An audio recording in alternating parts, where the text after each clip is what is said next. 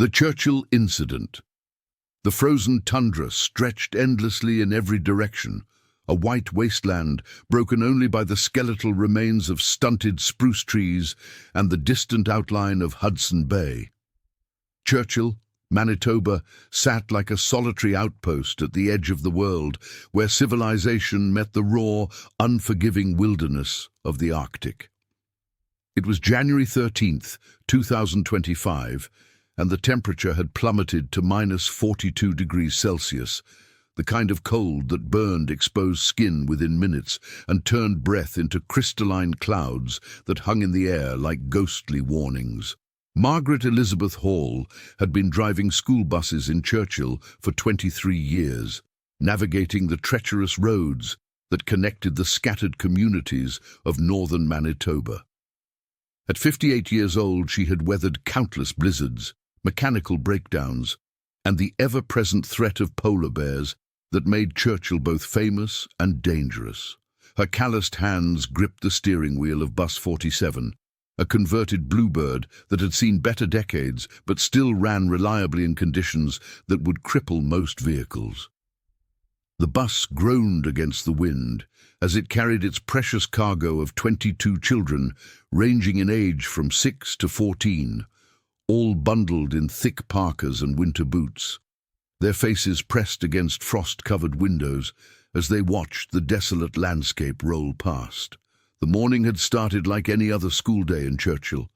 Margaret had arrived at the depot at 6:30, conducting her pre-trip inspection by the harsh glare of floodlights that cast long shadows across the maintenance yard. She checked tire pressure, fluid levels, battery connections, and the emergency equipment that was mandatory for all buses operating in polar bear territory. The emergency kit included flares, extra blankets, emergency rations, a satellite phone, and most importantly, bear spray and noisemakers. The Churchill School Division had implemented these protocols after a close encounter 5 years earlier when a bus had been approached by a curious sub-adult male bear. That incident had ended without injury, but it served as a stark reminder of the unique challenges faced by the remote community. The children who climbed aboard Bus 47 that morning represented the diverse population of Churchill. There was Emma Sinclair, a precocious 8-year-old whose father worked as a wildlife researcher for Polar Bears International. Her bright blue eyes sparkled with intelligence, and she carried a worn copy of Where the Red Fern Grows that she was reading for the 3rd time. Beside her sat her younger brother, James Sinclair, age 6, who was missing his 2 front teeth and spoke with an endearing lisp. The Sinclair children had moved to Churchill 3 years earlier from Winnipeg, and their mother, Dr. Sarah Sinclair, worked as the community's only pediatrician. Behind them, 14-year-old Marcus Thompson stretched his long legs into the aisle, his hockey skates tied to his backpack and his stick propped between his knees. Marcus was the star player on Churchill's junior hockey team, and scouts from southern schools had already begun expressing interest in his potential. His father, Robert Thompson, worked as a mechanic at the port, while his mother, Linda Thompson, taught 3rd grade at the elementary school. The Thompson family had lived in Churchill for 4 generations, their roots running as deep as the permafrost beneath the town. 12-year-old Aisha Patel sat near the middle of the bus, her thick black hair braided neatly and her school books organized in perfect order. Her parents, Dr. Rajesh Patel and Priya Patel, had moved to Churchill 6 months earlier when Dr. Patel accepted a position as the community's internist. Aisha had struggled with the adjustment from their previous home in Toronto, finding the isolation and extreme weather challenging, but she had begun to make friends and was earning excellent grades in her classes. The bus also carried the 3 Whiskey Jack children, 15-year-old Joseph, 13-year-old Mary, and 11-year-old David. They were members of the local First Nations community, and their grandmother, Eleanor Whiskey Jack, served on the town council and was renowned for her knowledge of traditional survival techniques and local wildlife patterns. The children lived with their grandmother after their parents died in a car accident 2 years earlier, and Eleanor had done her best to maintain their connection to both their cultural heritage and modern education. 7-year-old Sophie Chen bounced excitedly in her seat, her small hands pressed against the window as she searched for polar bears. Her parents, Dr. Ming Chen and Lisa Chen, owned and operated Churchill's only Chinese restaurant, which had become surprisingly popular among both locals and the tourists who flocked to the area during bear season. Sophie had been born in Churchill and knew no other home, though her parents often spoke of their families back in Vancouver. The Martinez family was represented by 10-year-old twins, Carlos and Isabella, whose father, Miguel Martinez, worked as a heavy equipment operator for the Churchill Port Authority. Their mother, Carmen Martinez, served as a translator for the health center and was fluent in English, French, Spanish, and Cree. The twins were inseparable and shared a love of drawing, spending hours sketching the Arctic wildlife they encountered during their outdoor adventures. 9-year-old Benjamin Foster sat quietly near the back of the bus, his thick glasses constantly fogging up in the temperature differential between the heated interior and the frigid air that seeped through the windows. Benjamin was exceptionally bright, but struggled with social interactions due to his autism spectrum disorder. His mother, Janet Foster, worked as the school's special education coordinator, while his father, Mark Foster, served as one of Churchill's 2 police constables. The youngest passenger was 6-year-old Lily Anderson, whose father, Captain James Anderson, commanded the Churchill Coast Guard station. Lily's mother, Nurse Patricia Anderson, worked at the Churchill Health Center and was often called upon to provide emergency medical care for the entire region.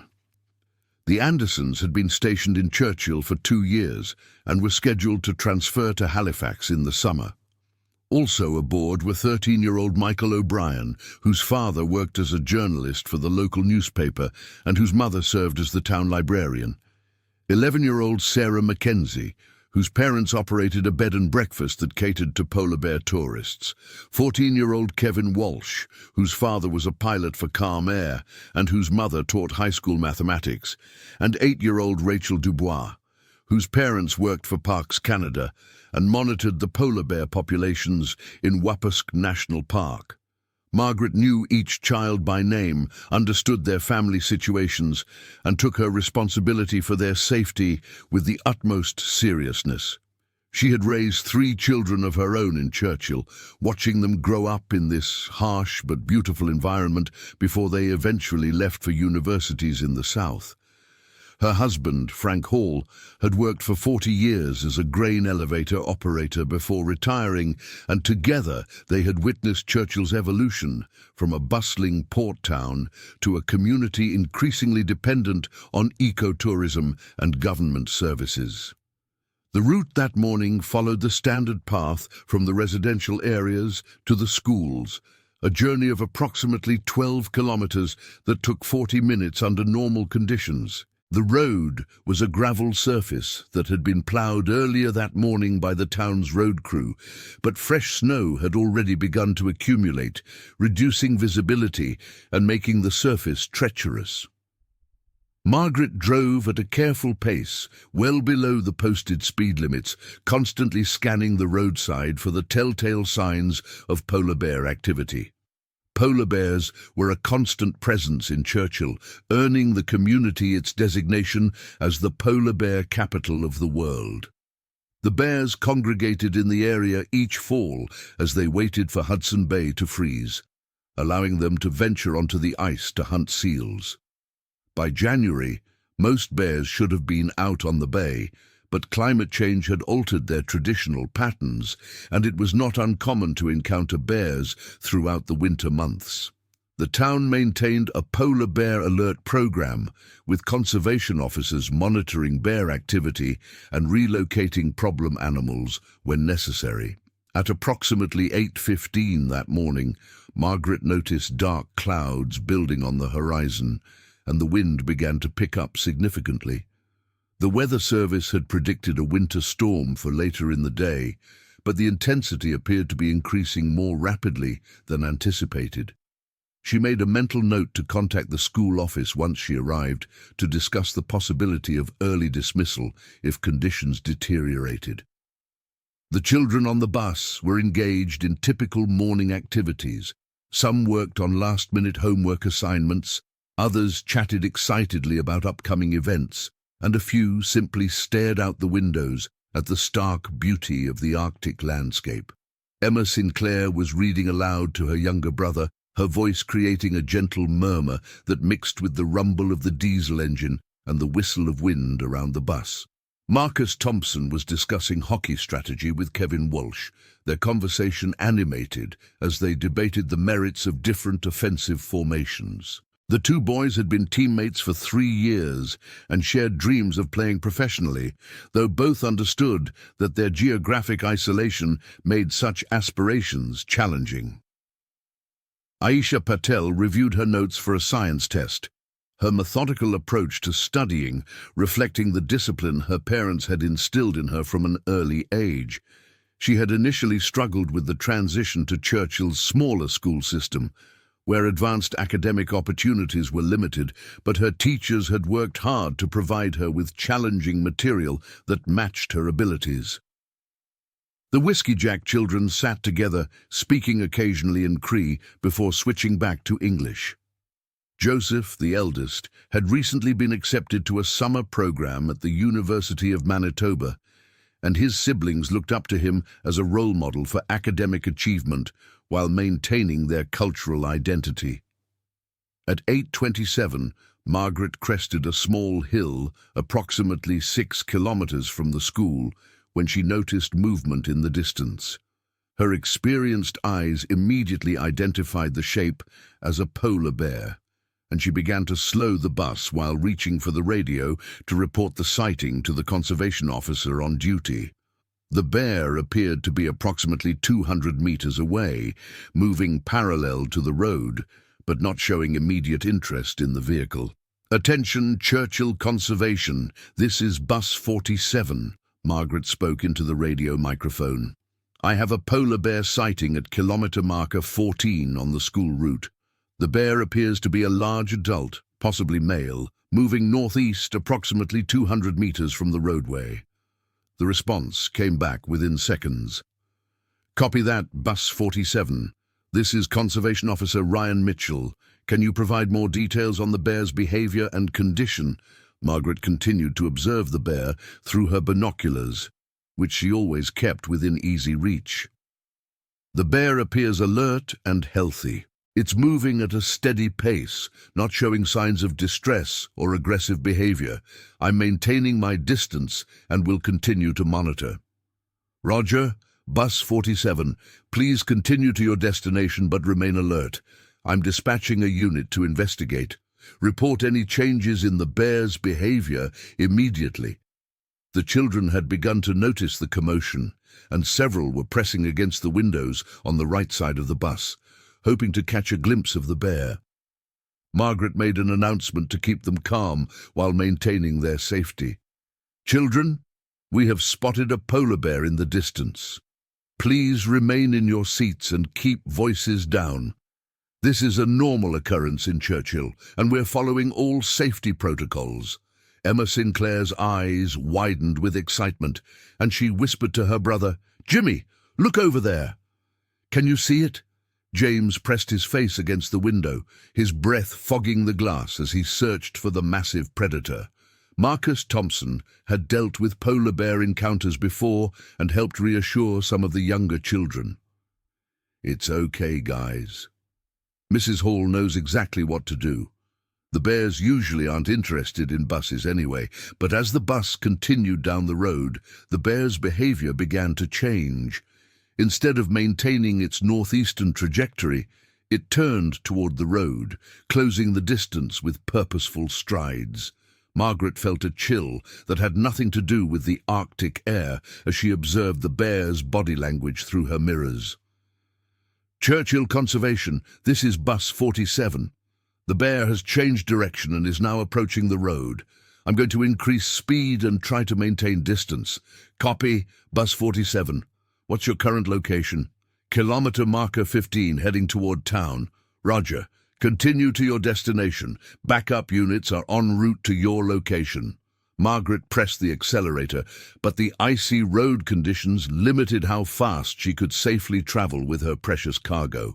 The bus lurched slightly as it hit a rough patch, causing some children to grip their seats.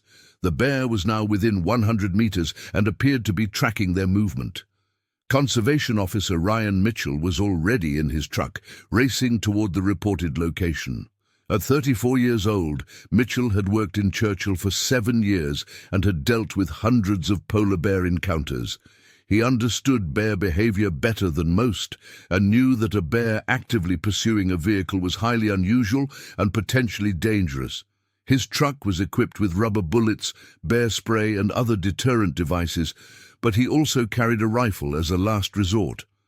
Behind Mitchell, Conservation Officer Sarah Running Bear was following in a second truck. At 29, she had grown up in Churchill and had joined the Conservation Service after completing her degree in wildlife biology. Her grandmother had taught her traditional methods of reading animal behavior, knowledge that proved invaluable in her professional work.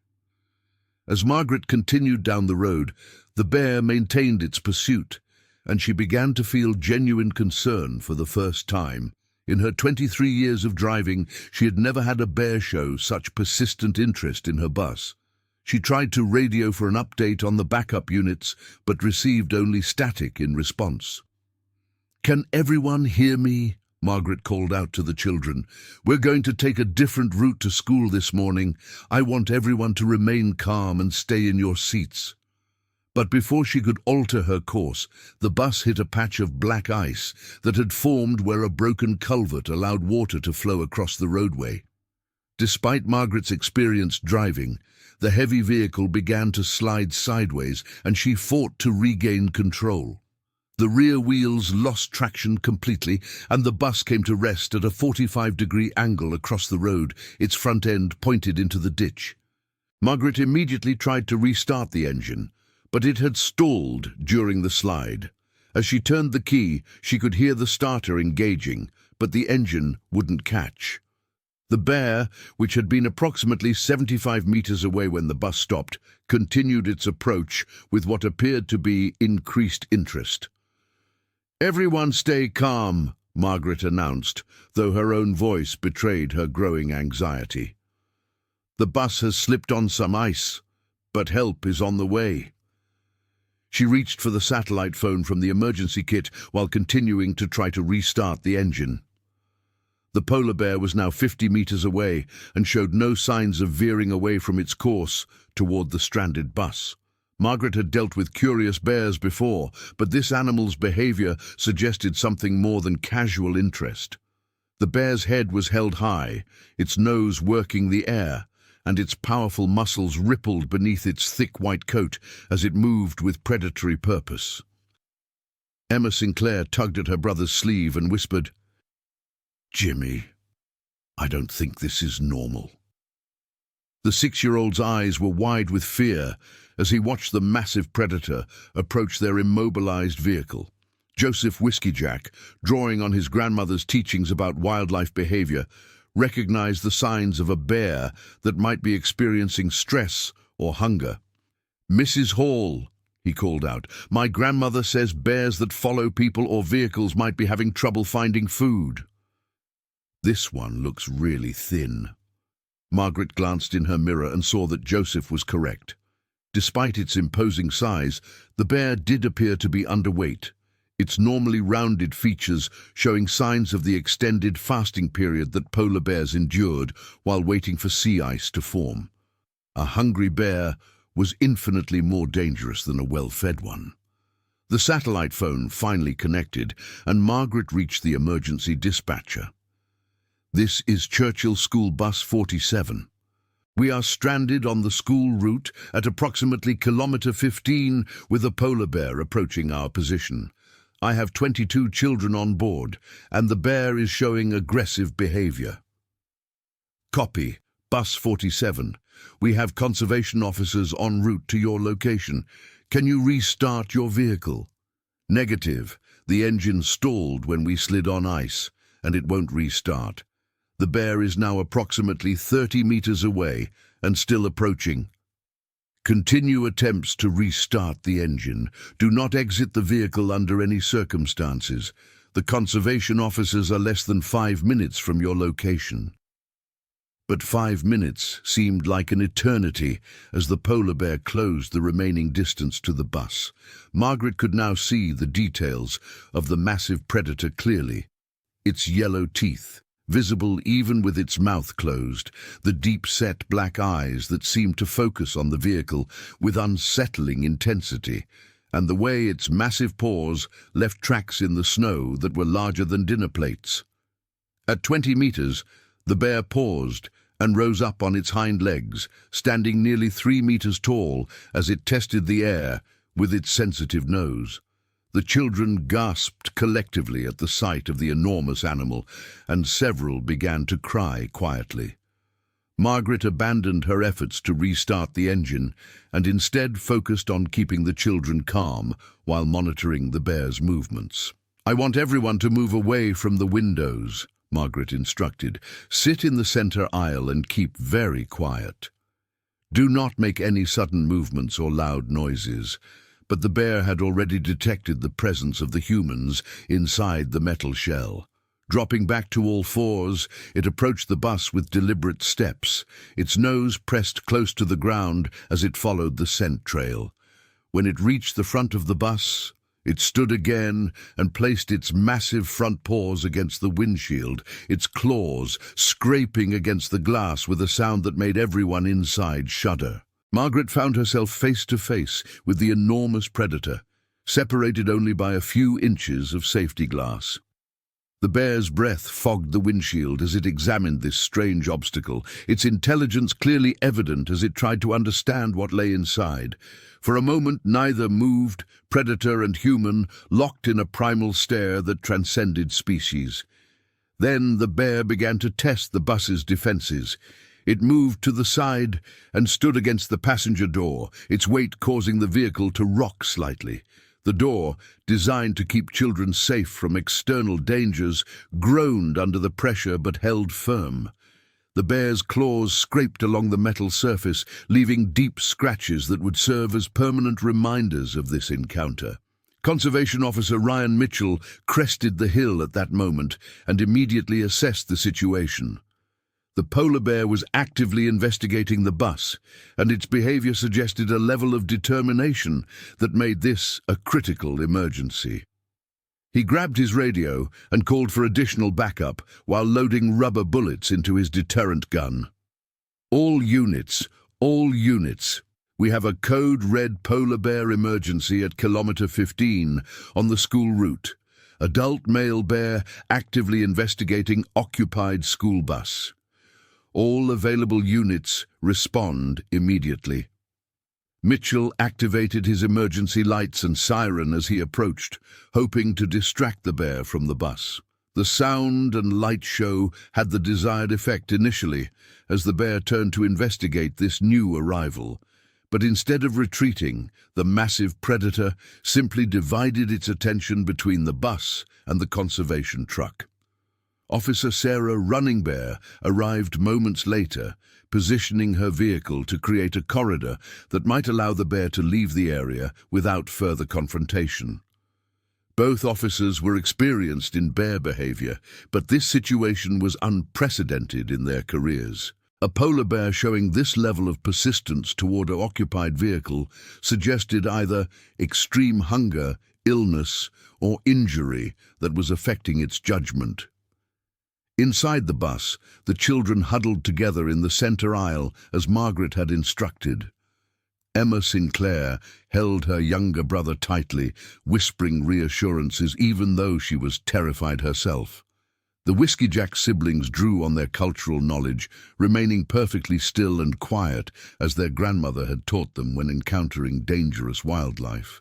Marcus Thompson, despite being one of the older children, felt helpless for the first time in his life. He was accustomed to being in control on the hockey rink, but this situation was beyond anything he could influence through skill or determination. He found himself thinking of his parents and wondering if he would see them again. Aisha Patel's scientific mind tried to process what was happening, recalling everything she had read about polar bear behavior. She knew that bears typically avoided human contact and that this level of aggression was extremely unusual. The bear's apparent poor physical condition suggested it might be desperate for food, making it far more dangerous than a healthy animal. The Martinez twins clung to each other, their artistic eyes recording every detail of the terrifying scene, even as their minds recoiled from the danger. They had drawn pictures of polar bears before, capturing their beauty and majesty, but experiencing the raw power and potential violence of these predators was entirely different from observing them from a safe distance. Conservation Officer Mitchell attempted to deploy rubber bullets, firing 2 rounds at the bear's hindquarters in an effort to encourage it to leave the area. The non-lethal projectiles struck their target, causing the bear to roar and spin around. But rather than retreating, the animal's agitation increased. It charged toward Mitchell's truck, forcing him to quickly reverse and maintain distance. The bear's behavior was becoming increasingly erratic and dangerous. It returned to the bus with renewed aggression, using its powerful claws to scratch at the windows and doors, while emitting deep growls that vibrated through the metal frame. The children inside could feel the bus shaking with each impact, and their fear was reaching panic levels. Sarah Running Bear radioed for a helicopter with a tranquilizer gun, knowing that conventional deterrent methods were proving ineffective. The nearest helicopter was stationed in Thompson, Manitoba, nearly 300 kilometers away, and would require at least 2 hours to reach their location in the current weather conditions. Churchill Dispatch, we need immediate aviation support with tranquilizer capability. This bear is not responding to standard deterrent methods, and we have 23 people trapped in the bus. Copy, Conservation Unit 7. Thompson helicopter is fueling now and will be en route within 30 minutes. Current weather conditions may delay arrival. Inside the bus, Margaret made a decision that would haunt her for years to come. The bear was becoming more aggressive with each passing minute, and she feared that it might eventually breach the bus's defenses. The windows, while strong, were not designed to withstand the sustained assault of a 1,000-pound predator armed with 4-inch claws. She opened the emergency kit and retrieved the bear spray, checking to ensure it was still functional in the extreme cold. The canister felt solid in her hands, but she knew that using it would require opening a door or window, potentially giving the bear access to the interior of the bus. The polar bear had moved to the rear emergency door and was testing its strength with increasingly powerful strikes. The door frame began to bend under the assault, and Margaret realized that the bus's defenses might not hold much longer. She grabbed the satellite phone and made what she feared might be her final communication. Churchill Dispatch, this is Bus 47. The bear is attempting to breach the rear emergency door. The door frame is beginning to fail. If the bear gains entry to the bus, I will attempt to use bear spray to protect the children, but you need to understand that our situation is becoming critical. The dispatcher's voice remained calm and professional despite the gravity of the situation. Copy, Bus 47. Conservation officers are attempting additional deterrent methods. Do not open any doors or windows unless absolutely necessary for your safety. But even as these words were transmitted, the sound of tearing metal filled the bus. The rear emergency door, never designed to withstand this type of assault, finally gave way. The bear's massive head appeared in the opening, its lips pulled back to reveal teeth that seemed enormous in the confined space of the bus. Margaret acted on pure instinct, moving toward the rear of the bus with the bear spray held ready, while shouting for the children to move toward the front. Everyone get to the front of the bus right now. Stay low and move quickly. The children scrambled forward, their terror lending speed to their movements. Emma Sinclair grabbed her brother's hand and pulled him along, while Marcus Thompson helped lift some of the smaller children over seats. The Whiskey Jack siblings moved with the quiet efficiency their grandmother had taught them,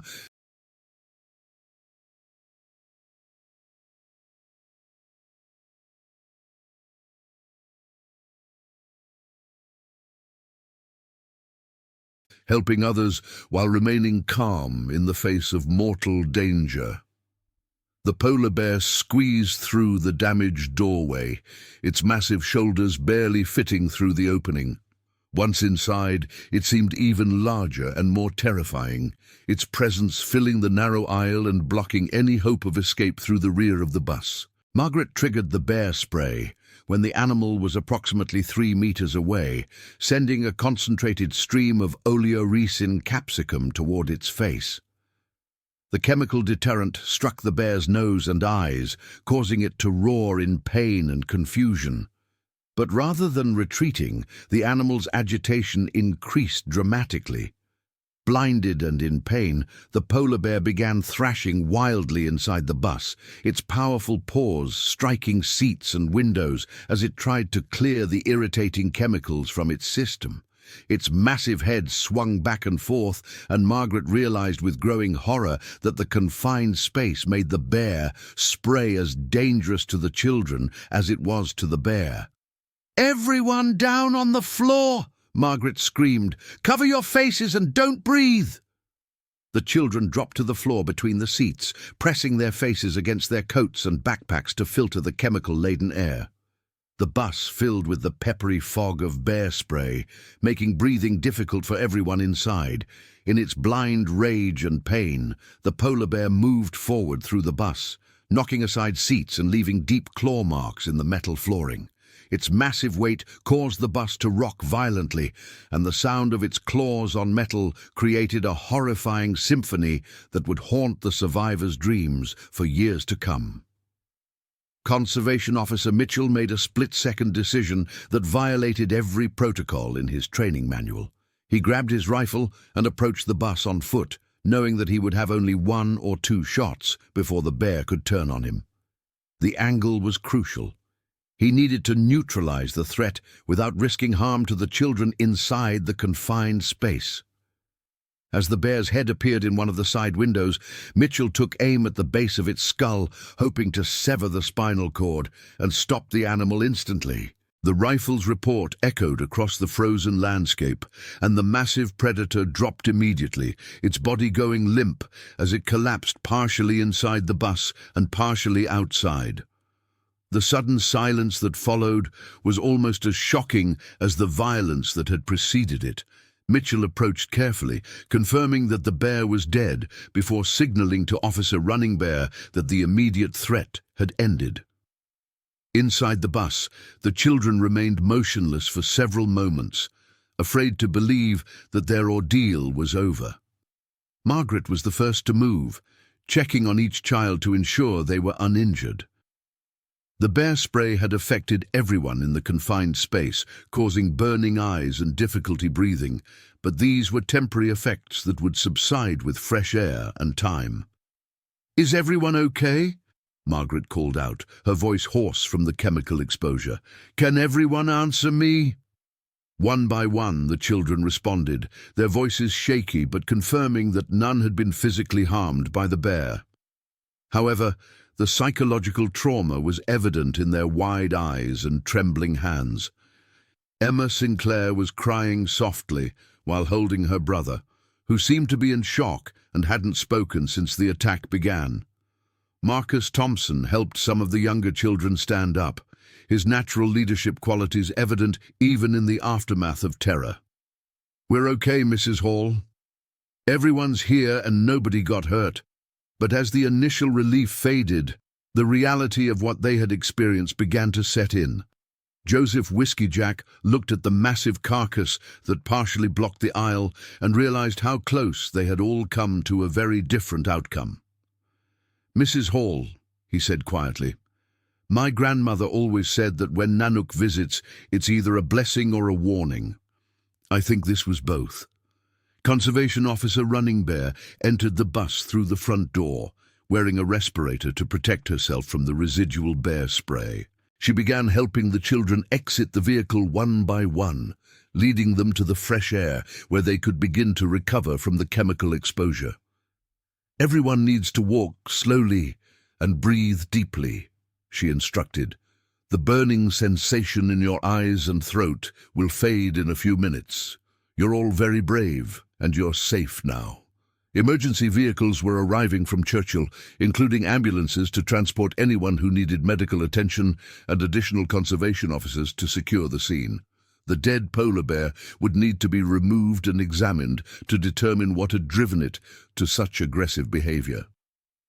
Dr. Sarah Sinclair arrived in one of the ambulances, having heard the radio traffic about her children's bus. She rushed to Emma and James, gathering them in her arms while fighting back tears of relief and residual fear. "Are you hurt? Are you okay? Mummy's here now." Other parents began arriving as word spread through Churchill's tight-knit community. Linda Thompson reached Marcus first, followed quickly by her husband Robert, who had left work the moment he heard about the emergency. The Thompson family stood together in a tight embrace, grateful beyond words that their son was unharmed. Dr. Rajesh Patel arrived to find Aisha sitting quietly in one of the ambulances, her methodical mind already processing what had happened and trying to understand the scientific aspects of the bear's behavior. "Papa," she said when she saw him, "the bear was very thin. I think it was starving, and that made it desperate." The Whiskey Jack children were met by their grandmother Eleanor, who had driven to the scene despite her advanced age. She examined each of her grandchildren carefully, using both modern first aid knowledge and traditional healing methods to assess their condition. "You did well," she told them in Cree. "You remembered what I taught you about being still and quiet. That knowledge saved your lives today." Margaret Hall stood beside the damaged bus, looking at the destruction wrought by the polar bear's brief but terrifying presence. The rear door was completely destroyed, several windows were cracked or broken, and deep claw marks scarred the interior. But most importantly, all 22 children were alive and physically unharmed. Conservation Officer Mitchell approached Margaret with genuine respect and admiration. "Mrs. Hall, your quick thinking and brave actions saved those children's lives. Using the bear spray in that confined space was incredibly dangerous, but it was also the right decision under the circumstances." Margaret nodded, though she was beginning to feel the delayed shock of what had occurred. "I've been driving these routes for 23 years, and I've never seen a bear behave like that. There was something wrong with it, something that made it more dangerous than usual." Dr. Jennifer Walsh, Churchill's chief veterinarian, was already examining the dead polar bear to determine what had driven it to such aggressive behavior. Initial observations suggested that the animal was severely underweight, possibly suffering from starvation that had affected its judgment and desperation for food.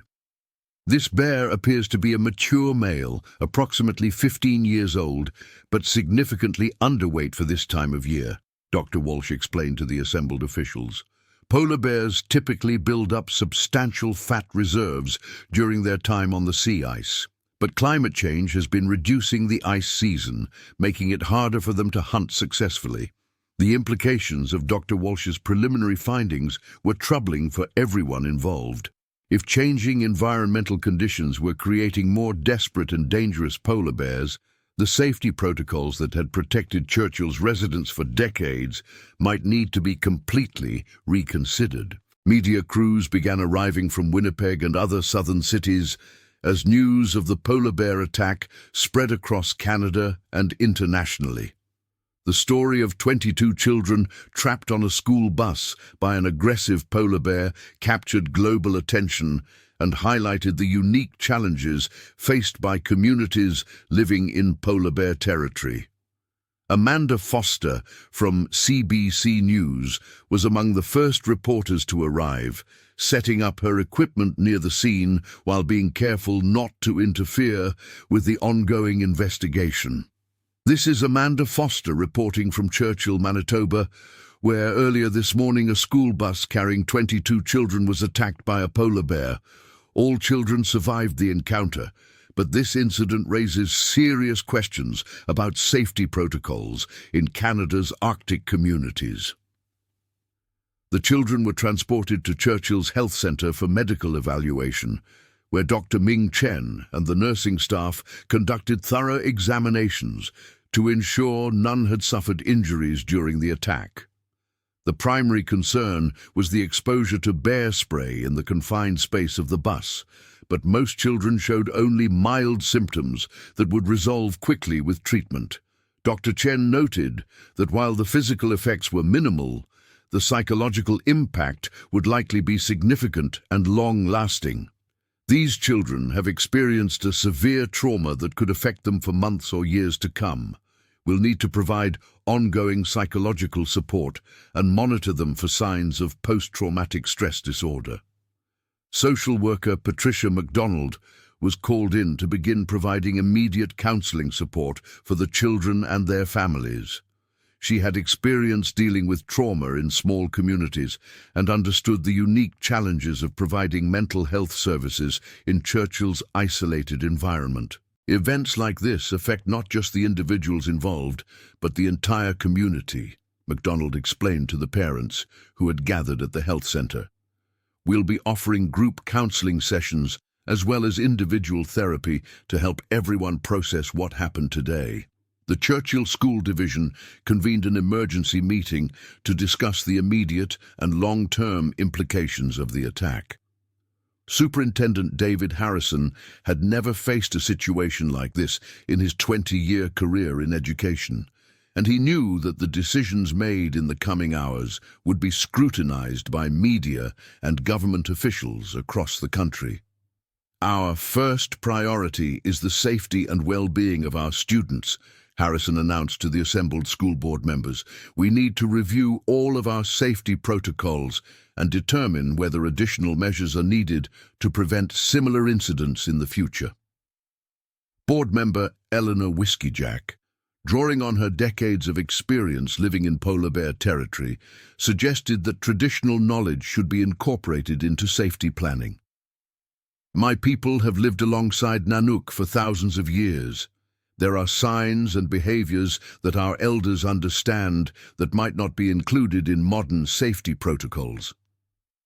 The attack also prompted immediate action from Manitoba's Department of Conservation and Water Stewardship. Minister Robert Morrison announced that additional resources would be allocated to polar bear management in Churchill, including increased patrols and enhanced monitoring equipment. The safety of Manitobans, especially our children, is our top priority, Morrison stated at a press conference in Winnipeg.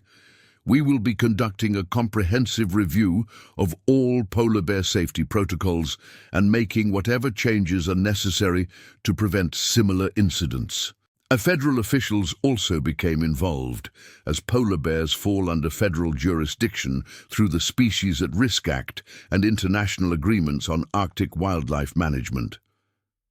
Environment and Climate Change Canada announced that a special investigation team would be dispatched to Churchill to examine the broader implications of the attack. The investigation team, led by Dr. Andrew Thompson from the Canadian Wildlife Service, would examine not only the specific circumstances of this attack, but also broader patterns of polar bear behavior that might indicate changes in the population's health and ecology. This incident is deeply concerning not just for the immediate safety issues it raises, but for what it might tell us about the health of polar bear populations and the impacts of climate change on their behavior, Dr. Thompson explained to reporters. As evening fell on January 13, 2025, Churchill was a community forever changed by the events of that morning. The damaged school bus had been towed to the maintenance yard, where it would serve as a stark reminder of how quickly routine activities could become life-threatening encounters in the Arctic. Margaret Hall sat in her living room with her husband Frank, replaying the morning's events in her mind and wondering if she could have done anything differently. The weight of responsibility for 22 young lives had been enormous, and despite the successful outcome, she felt emotionally drained by the experience. "You saved those children's lives," Frank told his wife as they watched news coverage of the attack on television. "Your experience and quick thinking made all the difference. Those kids are alive because of what you did." But Margaret couldn't shake the image of the polar bear's eyes as it stared at her through the windshield, or the sound of its claws scraping against the metal of the bus. She knew that sleep would be difficult for many nights to come. Across town, families gathered together more tightly than usual, grateful for the safe return of their children, but acutely aware of how different this evening could have been.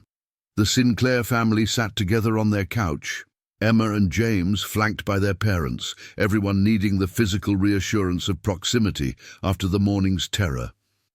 "Will the bear come back?" James asked his father, his lisp more pronounced when he was frightened. Dr. Thomas Sinclair chose his words carefully, wanting to be honest without increasing his son's fears. "That bear won't come back, buddy. And there are people whose job it is to make sure other bears don't bother us." Churchill is a safe place to live. The Martinez twins spent the evening drawing pictures of the attack, their artistic minds needing to process the trauma through creative expression. Their parents watched with concern as Carlos and Isabella worked to capture the details of their terrifying experience, understanding that art was their way of making sense of events beyond their control. At the Whiskey Jack household, Eleanor sat with her 3 grandchildren around the kitchen table, sharing traditional stories about living in harmony with polar bears, while acknowledging the very real dangers these magnificent predators represented. "Our ancestors knew that Nanook was both protector and threat," she told Joseph, Mary, and David. "Today, you learned that this knowledge is not just old stories, but wisdom that can save lives. The bear was suffering, and suffering animals are the most dangerous of all."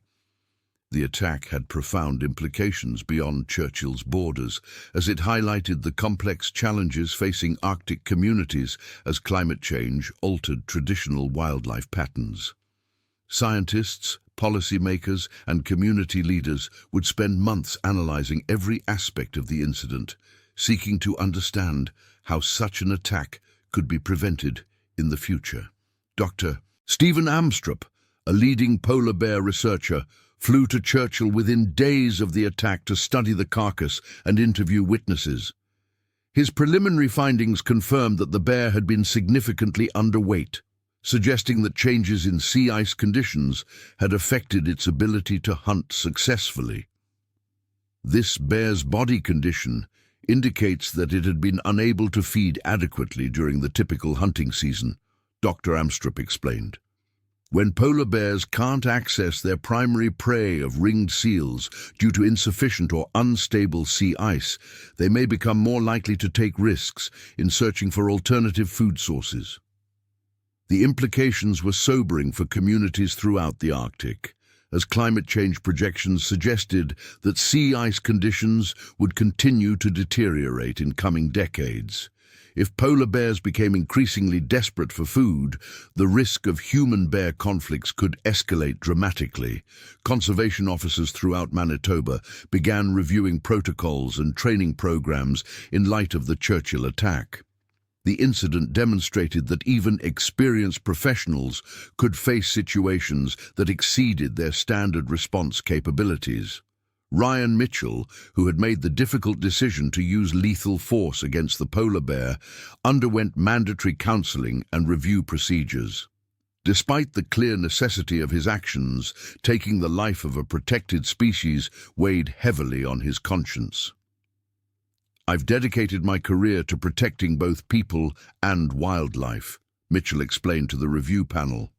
"Having to kill a polar bear to save children's lives was the hardest decision I've ever made, but I would make the same choice again under identical circumstances." Officer Sarah Running Bear worked closely with Elder Eleanor Whiskey Jack to develop new training materials that incorporated traditional knowledge about polar bear behavior with modern conservation techniques. Their collaboration represented a bridging of cultural perspectives that could benefit both human safety and wildlife conservation. The school district's trauma counselor, Dr. Rebecca Stevens, established support groups for the children who had experienced the attack. She recognized that recovery would be a long process, requiring ongoing intervention and support. Children process trauma differently than adults, Dr. Stevens explained to parents at a community meeting. Some may show immediate reactions like nightmares or anxiety, while others may not display symptoms until weeks or months later. We need to remain vigilant and provide support as needed. Emma Sinclair began experiencing nightmares within days of the attack, often waking her parents with cries of fear. Her dreams were filled with images of massive claws and yellow teeth, and she became reluctant to ride in any vehicle or go outdoors. Her younger brother James had a different reaction, becoming unusually quiet and withdrawn. He stopped speaking about the incident entirely and seemed to regress in some of his developmental milestones, requiring patience and professional guidance to help him process his experience.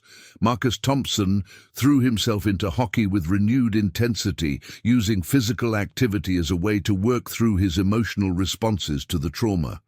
His coaches and parents recognized that sports provided him with a healthy outlet while monitoring him for signs of more problematic coping mechanisms. The Whiskey Jack children seemed to adapt more readily, drawing on their cultural framework for understanding dangerous wildlife encounters. Their grandmother's teachings about respecting and coexisting with polar bears provided them with a context that helped them process the experience.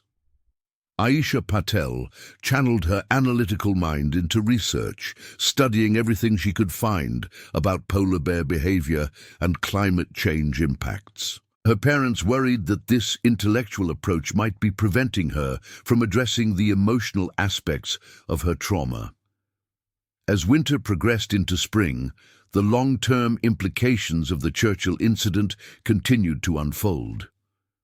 The damaged school bus had been repaired, but it bore permanent scars from the polar bear's claws, serving as a daily reminder of the January 13th attack. Margaret Hall made the difficult decision to retire from driving school buses, feeling that her confidence had been shaken by the traumatic encounter. The Churchill School Division honored her decades of service while struggling to find a replacement willing to take on the unique challenges of the position.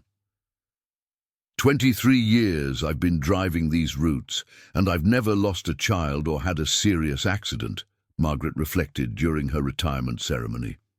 But I keep thinking about what could have happened differently that morning, and I don't know if I can handle that responsibility anymore. The polar bear research community closely studied the Churchill incident as part of broader investigations into changing bear behavior patterns. The dead bear's tissue samples revealed elevated stress hormones and evidence of prolonged nutritional stress, supporting theories that climate change was creating more dangerous human-bear encounters. Dr. Jeff York from Polar Bears International used the Churchill attack as a case study in presentations to government officials and international wildlife organizations. This incident represents a perfect storm of factors: a bear in poor physical condition, extreme weather that limited escape routes, and a vulnerable population of humans in an isolated location. The attack also influenced policy discussions at the highest levels of government. Prime Minister Justin Trudeau referenced the Churchill incident during debates about Arctic sovereignty and climate change adaptation, using it to illustrate the real-world impacts of environmental changes on Canadian communities.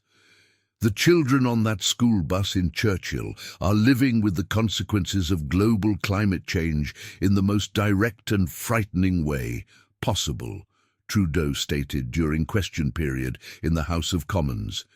We have a responsibility to address both the immediate safety concerns and the underlying environmental issues that created this dangerous situation.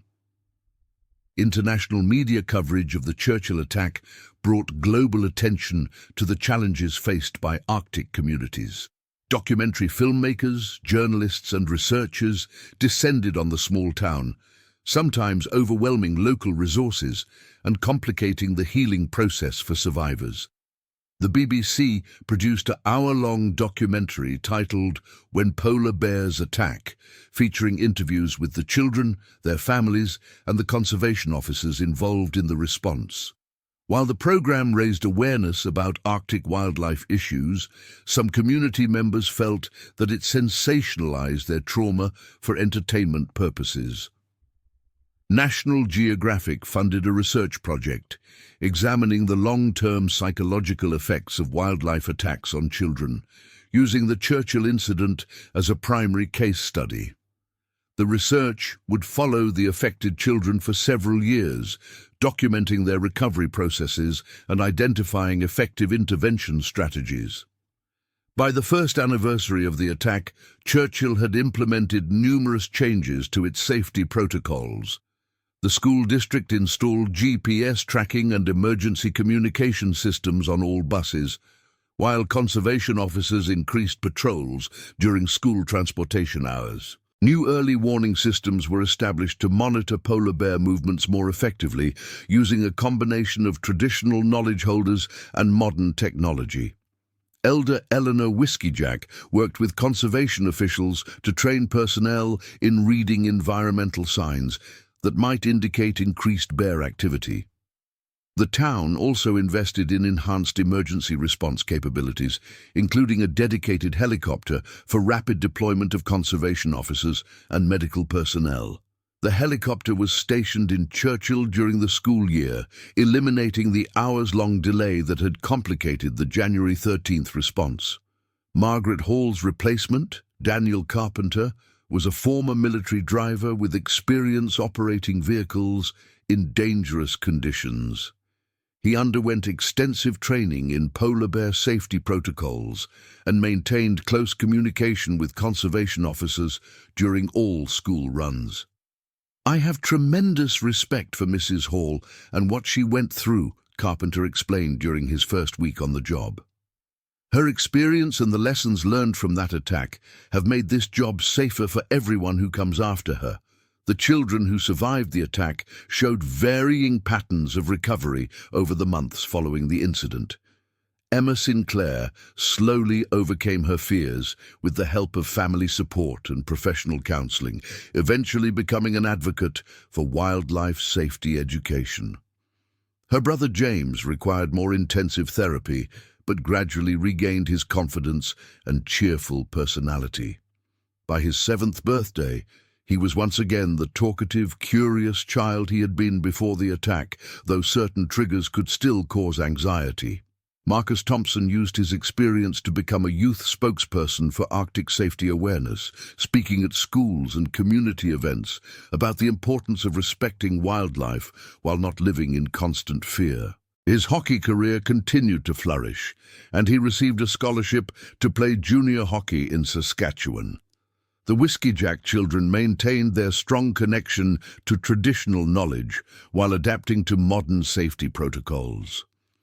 Joseph enrolled in a wildlife biology program at university, inspired by his experience to pursue a career in human-wildlife conflict resolution. Aisha Patel's research into polar bear behavior evolved into a science fair project that won provincial recognition and earned her a summer internship with Polar Bears International. Her analytical approach to processing trauma proved to be an effective coping mechanism for her personality type. The attack also had profound effects on the broader Churchill community, strengthening social bonds while highlighting the unique challenges of Arctic living.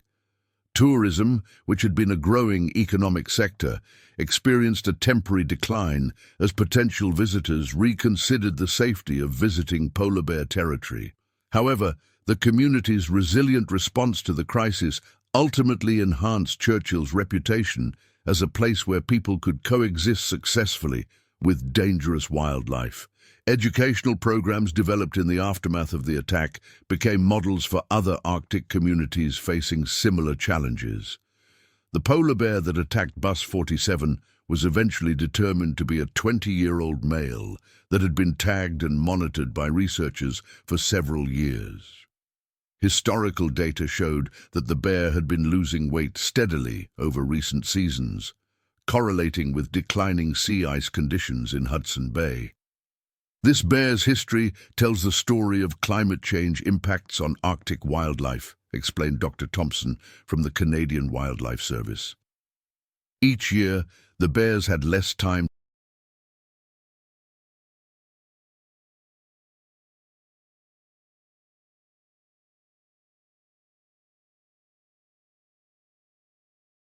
to hunt on the sea ice, and this individual was unable to adapt to the changing conditions. The carcass was preserved for ongoing research, with tissue samples distributed to laboratories across North America and Europe. Scientists hope that detailed analysis might provide insights into polar bear physiology under stress conditions and inform conservation strategies for the species. Churchill's experience became a case study taught in wildlife management programs at universities throughout Canada and the United States. The incident demonstrated the complexity of human-wildlife interactions in a changing climate and the need for adaptive management strategies. Conservation organizations use the Churchill attack to advocate for enhanced funding for polar bear research and monitoring programs. The incident provided compelling evidence that climate change was creating new categories of wildlife management challenges that required immediate attention and resources.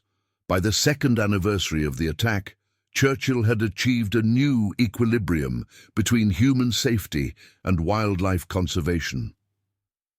The community had learned to live with an enhanced awareness of polar bear dangers while maintaining its commitment to coexistence with Arctic wildlife. The children who had experienced the attack were now thriving in their various pursuits, their resilience and the strength of community support, having helped them process their trauma constructively. While they would never forget their encounter with the desperate polar bear, they had learned that survival and recovery were possible even from the most frightening experiences. Margaret Hall remained in Churchill, working part-time at the visitor center where she shared her knowledge of Arctic wildlife with tourists and researchers. Her experience driving in polar bear territory for more than 2 decades made her a valuable resource for safety education, even if she no longer felt comfortable behind the wheel of a school bus. The repaired Bus 47 continued to serve Churchill students under Daniel Carpenter's careful supervision.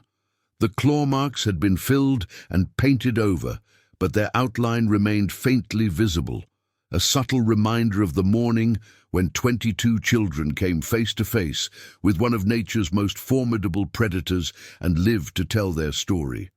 Conservation officers Ryan Mitchell and Sarah Running Bear continued their work protecting both humans and wildlife in the Churchill area, their experience from the January 13th attack having enhanced their expertise and credibility in the field. They frequently spoke at conferences and training sessions, sharing lessons learned from their successful response to an unprecedented emergency. The attack had lasting implications for polar bear research and conservation policy throughout the Arctic. Scientists working in Alaska, Greenland, Norway, and Russia began incorporating the Churchill incident into their understanding of how climate change might affect polar bear behavior and human-wildlife interactions. New research initiatives were launched to study the relationship between polar bear body condition, environmental stress, and aggressive behavior toward humans. The goal was to develop predictive models that could help Arctic communities identify periods of elevated risk and take appropriate precautions.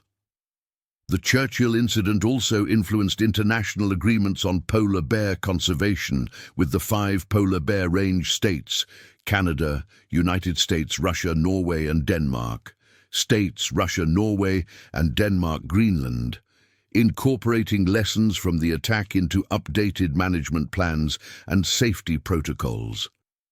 As climate change continued to alter Arctic ecosystems, the children who survived the January 13, 2025 polar bear attack would grow up to become leaders in wildlife conservation, Arctic safety, and climate adaptation. Their first-hand experience with the consequences of environmental change gave them unique perspectives on the challenges facing polar regions in the 21st century. Emma Sinclair eventually became a wildlife photographer, using her art to document the beauty and challenges of Arctic wildlife while advocating for conservation and safety measures. Her photographs of polar bears captured both their majesty and their vulnerability, helping others understand the complex relationship between humans and these magnificent predators. James Sinclair grew up to become a teacher in Churchill, working to ensure that future generations understood both the wonder and the dangers of living in polar bear territory.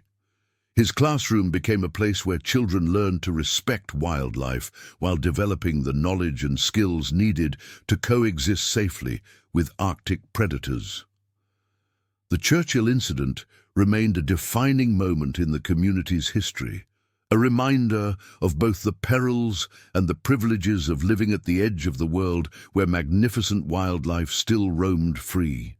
The story of Bus 47 and its 22 young passengers would be told for generations, a testament to human courage, community strength, and the enduring challenge of finding balance between human needs and wildlife conservation in a rapidly changing world. The polar bear that attacked the school bus had been driven by hunger and desperation, its natural fear of humans overcome by the pressing need for food that climate change had made increasingly difficult to find. In death, it became a symbol of the broader challenges facing Arctic ecosystems and the communities that call them home. The children who survived that terrifying morning would carry the memory with them always, but they would also carry the knowledge that courage and quick thinking could overcome even the most dangerous situations. They had looked into the eyes of one of nature's most formidable predators and lived to grow into adults who would face whatever challenges the future might bring with confidence and wisdom earned through experience.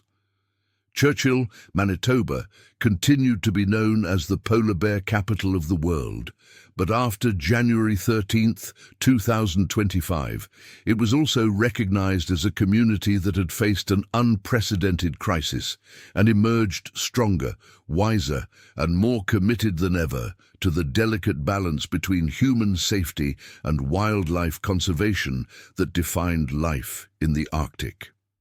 The next stories. Kodiak. The morning of August 30, 2024, dawned grey and threatening over the waters of Larsen Bay, Alaska. A thick blanket of fog hung low over the inlet, obscuring the distant peaks of the Kodiak Mountains and casting the world in an ethereal, almost otherworldly light. The air was heavy with moisture, carrying the briny scent of seaweed and the distant sound of waves lapping against the rocky shoreline. Kyle Simmons stood at the bow of the 32-foot fishing vessel, Northern Promise, his weathered hands gripping the rail as he peered into the murky distance. At 33, Kyle had spent the better part of his adult life on these waters, following in the footsteps of his father and grandfather before him. His face bore the marks of countless hours under the harsh Alaskan sun and wind, deep lines around his blue eyes, skin tanned and weathered like old leather. His auburn hair, now receding at the temples, was hidden beneath a faded baseball cap, bearing the logo of the local fishermen's union. "Coffee's ready," called his younger brother Eric from the galley below. At 29, Eric shared his brother's stocky build and determined jawline, but where Kyle was reserved and methodical, Eric possessed an infectious enthusiasm that had earned him friends in every port from Kodiak to Dutch Harbor. His dark hair was shorter than his brother's, and his brown eyes held a perpetual glint of mischief that had gotten him into trouble more times than Kyle cared to count. The third member of their crew emerged from the wheelhouse, clutching a steaming mug in both hands. Marcus Chen was a relatively new addition to their operation, a 26-year-old marine biology graduate from the University of Washington who had come to Alaska seeking adventure and research opportunities. Slight of build, with intelligent dark eyes behind wire-rimmed glasses, Marcus had proven surprisingly adept at the physical demands of commercial fishing despite his academic background. His presence on the boat was the result of a partnership between the Simmons brothers and the state's fisheries department. Marcus would collect data on fish populations and migration patterns while earning his keep as a crew member. "Visibility's still pretty poor," Marcus observed, adjusting his glasses as he joined Kyle at the bow. "Think it'll burn off?" Kyle nodded, his gaze never leaving the water. "Give it another hour." The forecast called for clearing by mid-morning. He accepted a mug of coffee from Eric, wrapping his fingers around the warm ceramic. "We'll head out to the Whale Point area." Schools have been running thick there the past few days. The Northern Promise had been in the Simmons family for 12 years, purchased with money Kyle had saved from 3 seasons working the Bering Sea crab boats. She was a solid vessel, well-maintained and equipped with modern electronics. But she showed her age in small ways. A slightly faded paint job, rails worn smooth by countless hands, and the particular creaks and groans that came with years of service in some of the world's most challenging waters. As the fog began to lift, revealing patches of gunmetal grey water and the dark silhouettes of distant islands, Kyle fired up the diesel engine. The familiar rumble vibrated through the hull as they prepared to depart the protected waters of Larsen Bay for the open ocean beyond. The harbour was relatively quiet this early in the morning, with only a few other boats preparing for the day's fishing. The air was crisp and clean, carrying the promise of the clear weather to come. Eric emerged from below deck, carrying an armload of gear, nets, lines, and the various tools of their trade. "Mum called last night," he said, setting the equipment down and beginning the process of checking and organizing their supplies. "She wants us to come by for dinner Sunday." "Tell her we'll be there," Kyle replied, his attention focused on the depth finder and GPS display, "assuming the weather holds and we get a decent catch today." Margaret Simmons had been the anchor of their family since their father's death in a fishing accident 7 years earlier.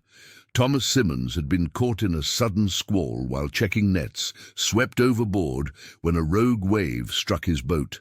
His body had never been recovered, a fact that haunted both brothers but particularly Kyle, who had inherited not only the boat but the responsibility of keeping the family fishing operation alive. The weight of that responsibility was something Kyle carried every day. Eric had other options. He was smart, personable, and could easily find work in any number of fields. But fishing was in Kyle's blood, and he couldn't imagine doing anything else.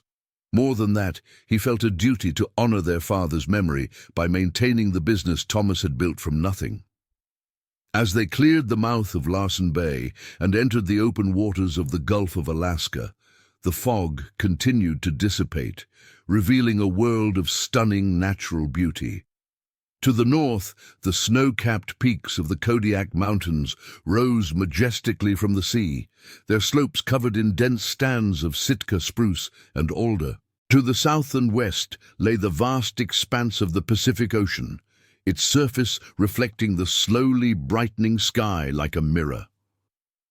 The Kodiak Archipelago was home to some of the richest fishing grounds in the world, but it was also one of the most dangerous places to work.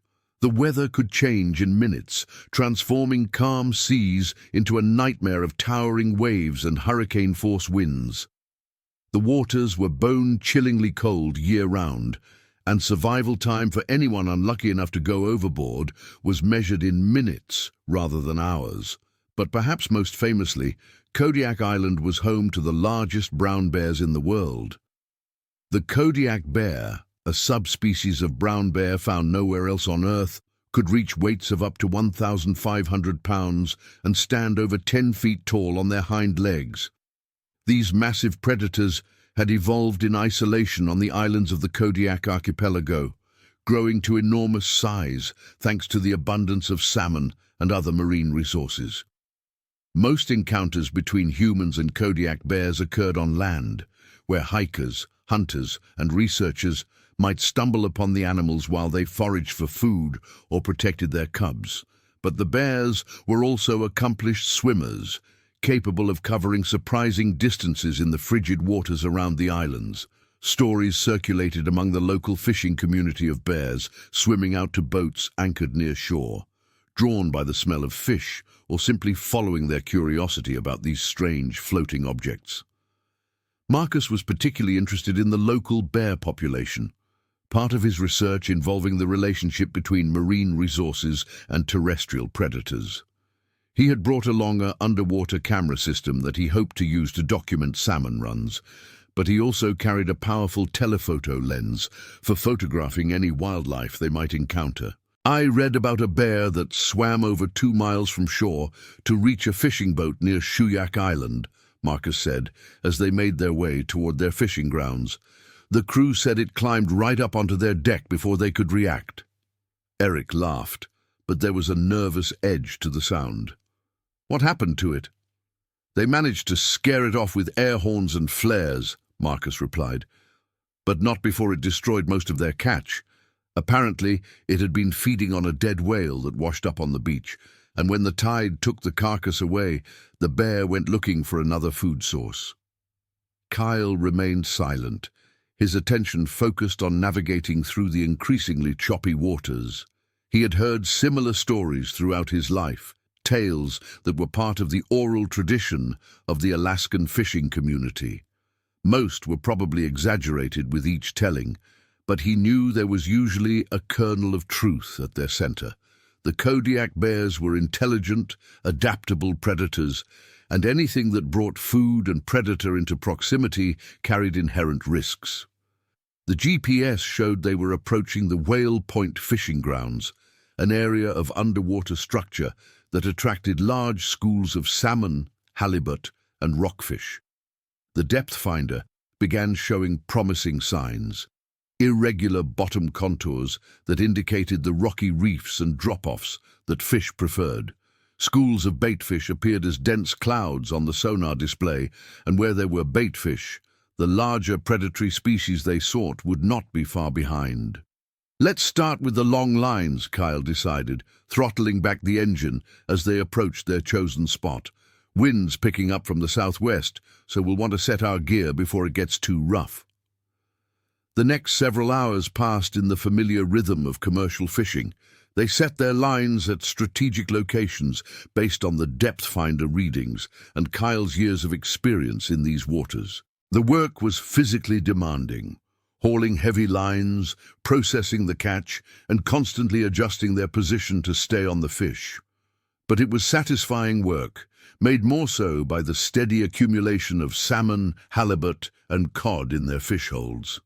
Eric proved to be in particularly good spirits, joking and laughing as they worked. He had recently become engaged to Sarah Mitchell, a teacher from Kodiak Town, and wedding plans dominated many of his conversations. The ceremony was scheduled for the following spring, a timing chosen to avoid the worst of the fishing season while still allowing for a honeymoon before the summer runs began. Sarah's been looking at venues in Anchorage, Eric said, as he cleaned a particularly large halibut. Her sister got married at this place overlooking Cook Inlet. Sounds pretty expensive, though. Good thing we're having a productive season, Kyle replied, checking the lines for any signs of additional fish. Dad always said the ocean provides, but you have to be willing to work for it. Marcus documented their catch with the thoroughness of a trained scientist, measuring and weighing specimens while taking photographs and collecting tissue samples for later analysis. His research focused on the health and genetic diversity of fish populations in the area, work that would eventually contribute to management decisions about fishing quotas and conservation measures. "The salmon we're seeing are in excellent condition," Marcus observed, examining a 30-pound king salmon. "Good size, no signs of disease or parasites. The runs this year have been some of the strongest on record." By mid-afternoon, their fish holds were approaching capacity, and Kyle began to consider heading back to port. The weather had remained stable, with only moderate winds and seas, but the forecast called for deteriorating conditions later in the evening. Loading and unloading at the dock was always easier in good weather, and prices were typically better for fish delivered fresh rather than held overnight. "One more set," Eric suggested, pointing toward a rocky outcropping about a quarter-mile to the north. "I've had good luck near those rocks in the past." Kyle studied the area through binoculars, noting the way the current created eddies and upwellings around the underwater structure. The depth finder showed a sharp drop-off on the ocean side of the rocks, exactly the kind of terrain that attracted large, predatory fish. Against his better judgment, he agreed to make one final set before heading home. They anchored the Northern Promise in about 60 feet of water, close enough to the rocks to take advantage of the structure, but far enough away to avoid any underwater hazards. The afternoon sun had finally broken through the overcast, painting the water in shades of deep blue and green. The surrounding islands seemed to glow in the golden light, their forested slopes rising like green walls from the sea. As they prepared their gear for the final set of the day, none of the three men noticed the massive brown shape moving through the water approximately half a mile to the east. The Kodiak bear was swimming with powerful, steady strokes. Its huge head held high above the surface as it followed a scent trail that had drawn it away from the salmon stream where it had been feeding. The bear was an adult male, one of the largest of its kind, weighing close to 1,200 pounds. Its coat was a rich brown color, with silver-tipped guard hairs that caught the afternoon sunlight. This particular animal had been born on Kodiak Island 12 years earlier and had survived the dangerous transition from dependent cub to independent adult. It had learned to exploit every available food source on the island: salmon during the spawning runs, berries and plants during the summer months, and marine resources along the shoreline throughout the year. Recently, the bear had discovered a new and particularly attractive food source. A commercial fishing vessel had been cleaning their catch near the mouth of a salmon stream, dumping fish waste and unused portions overboard. The concentrated scent of fresh fish had drawn the bear to investigate, and it had quickly learned to associate the smell and sound of boat engines with the possibility of an easy meal. For the past week, the bear had been swimming out to investigate any boat that anchored near the shoreline, sometimes covering distances of several miles in pursuit of these floating sources of food. Most of the time, the boats would leave before the bear could reach them, or the crews would spot the approaching animal and move to deeper water. But the bear's behavior was becoming increasingly bold, and its association between boats and food was growing stronger with each encounter. The scent that had drawn the bear toward the Northern Promise was a complex mixture of fresh fish, diesel fuel, and human activity. The wind had been carrying these odors directly toward the shore where the bear had been resting after a morning of salmon fishing. As the afternoon wore on and the scent grew stronger, the bear's curiosity overcame its natural caution, and it had entered the water to investigate. Aboard the Northern Promise, the crew was focused on their fishing gear, unaware of the approaching danger. They had set their lines and were waiting for fish to take the bait, a process that required patience and attention to subtle changes in the line tension and movement of the boat. Eric was monitoring the depth finder for signs of fish activity, while Marcus continued his scientific documentation of their catch. Kyle stood at the helm, one eye on the fish lines and the other on the weather conditions. The wind had indeed picked up from the southwest, creating a moderate chop that caused the boat to rock gently at anchor. In the distance, he could see the dark line of an approaching weather front, still several hours away, but a reminder that their time on the water was limited. "We've got something," Eric called out, pointing to one of the lines that had begun to move in a distinctive pattern. The steady pull and release indicated a large fish fighting against the hook, possibly a halibut or large salmon. The three men quickly moved into the practiced routine of bringing in a hooked fish. Kyle took the helm to position the boat properly, while Eric and Marcus worked together to play the fish and bring it alongside. The process required coordination and timing, especially with a large fish that might weigh 100 pounds or more. As they focused on their catch, the bear continued its approach. It was now less than 200 yards from the boat, moving through the water with surprising speed and agility. Its massive head remained above the surface, powerful legs pumping steadily as it closed the distance. The bear's small eyes were fixed on the white hull of the fishing vessel, its sensitive nose analyzing the complex mixture of scents that emanated from the boat. "Beautiful halibut," Marcus commented as they finally brought the fish alongside the boat. The flatfish was indeed impressive, probably weighing close to 80 pounds, with the distinctive diamond shape and mottled coloring that marked it as a prime specimen. As Eric reached for the gaff to bring the fish aboard, Kyle happened to glance toward shore to check their position relative to the rocks. What he saw made his blood run cold. A massive brown shape was moving through the water toward them, still distant, but closing the gap with each powerful stroke. "Jesus Christ," Kyle whispered, his voice barely audible above the sound of the engine and lapping waves. "What is it?" Eric asked, looking up from the halibut. Kyle pointed toward the approaching bear, his hand trembling slightly. "We need to get out of here now." Eric and Marcus followed his gaze, and both men felt their hearts skip a beat as they spotted the enormous animal swimming toward them. Even at a distance, its size was intimidating, and the purposeful way it was moving suggested this was not a casual encounter. "How fast can they swim?" Marcus asked, his scientific curiosity warring with a growing sense of alarm. "Fast enough," Kyle replied grimly.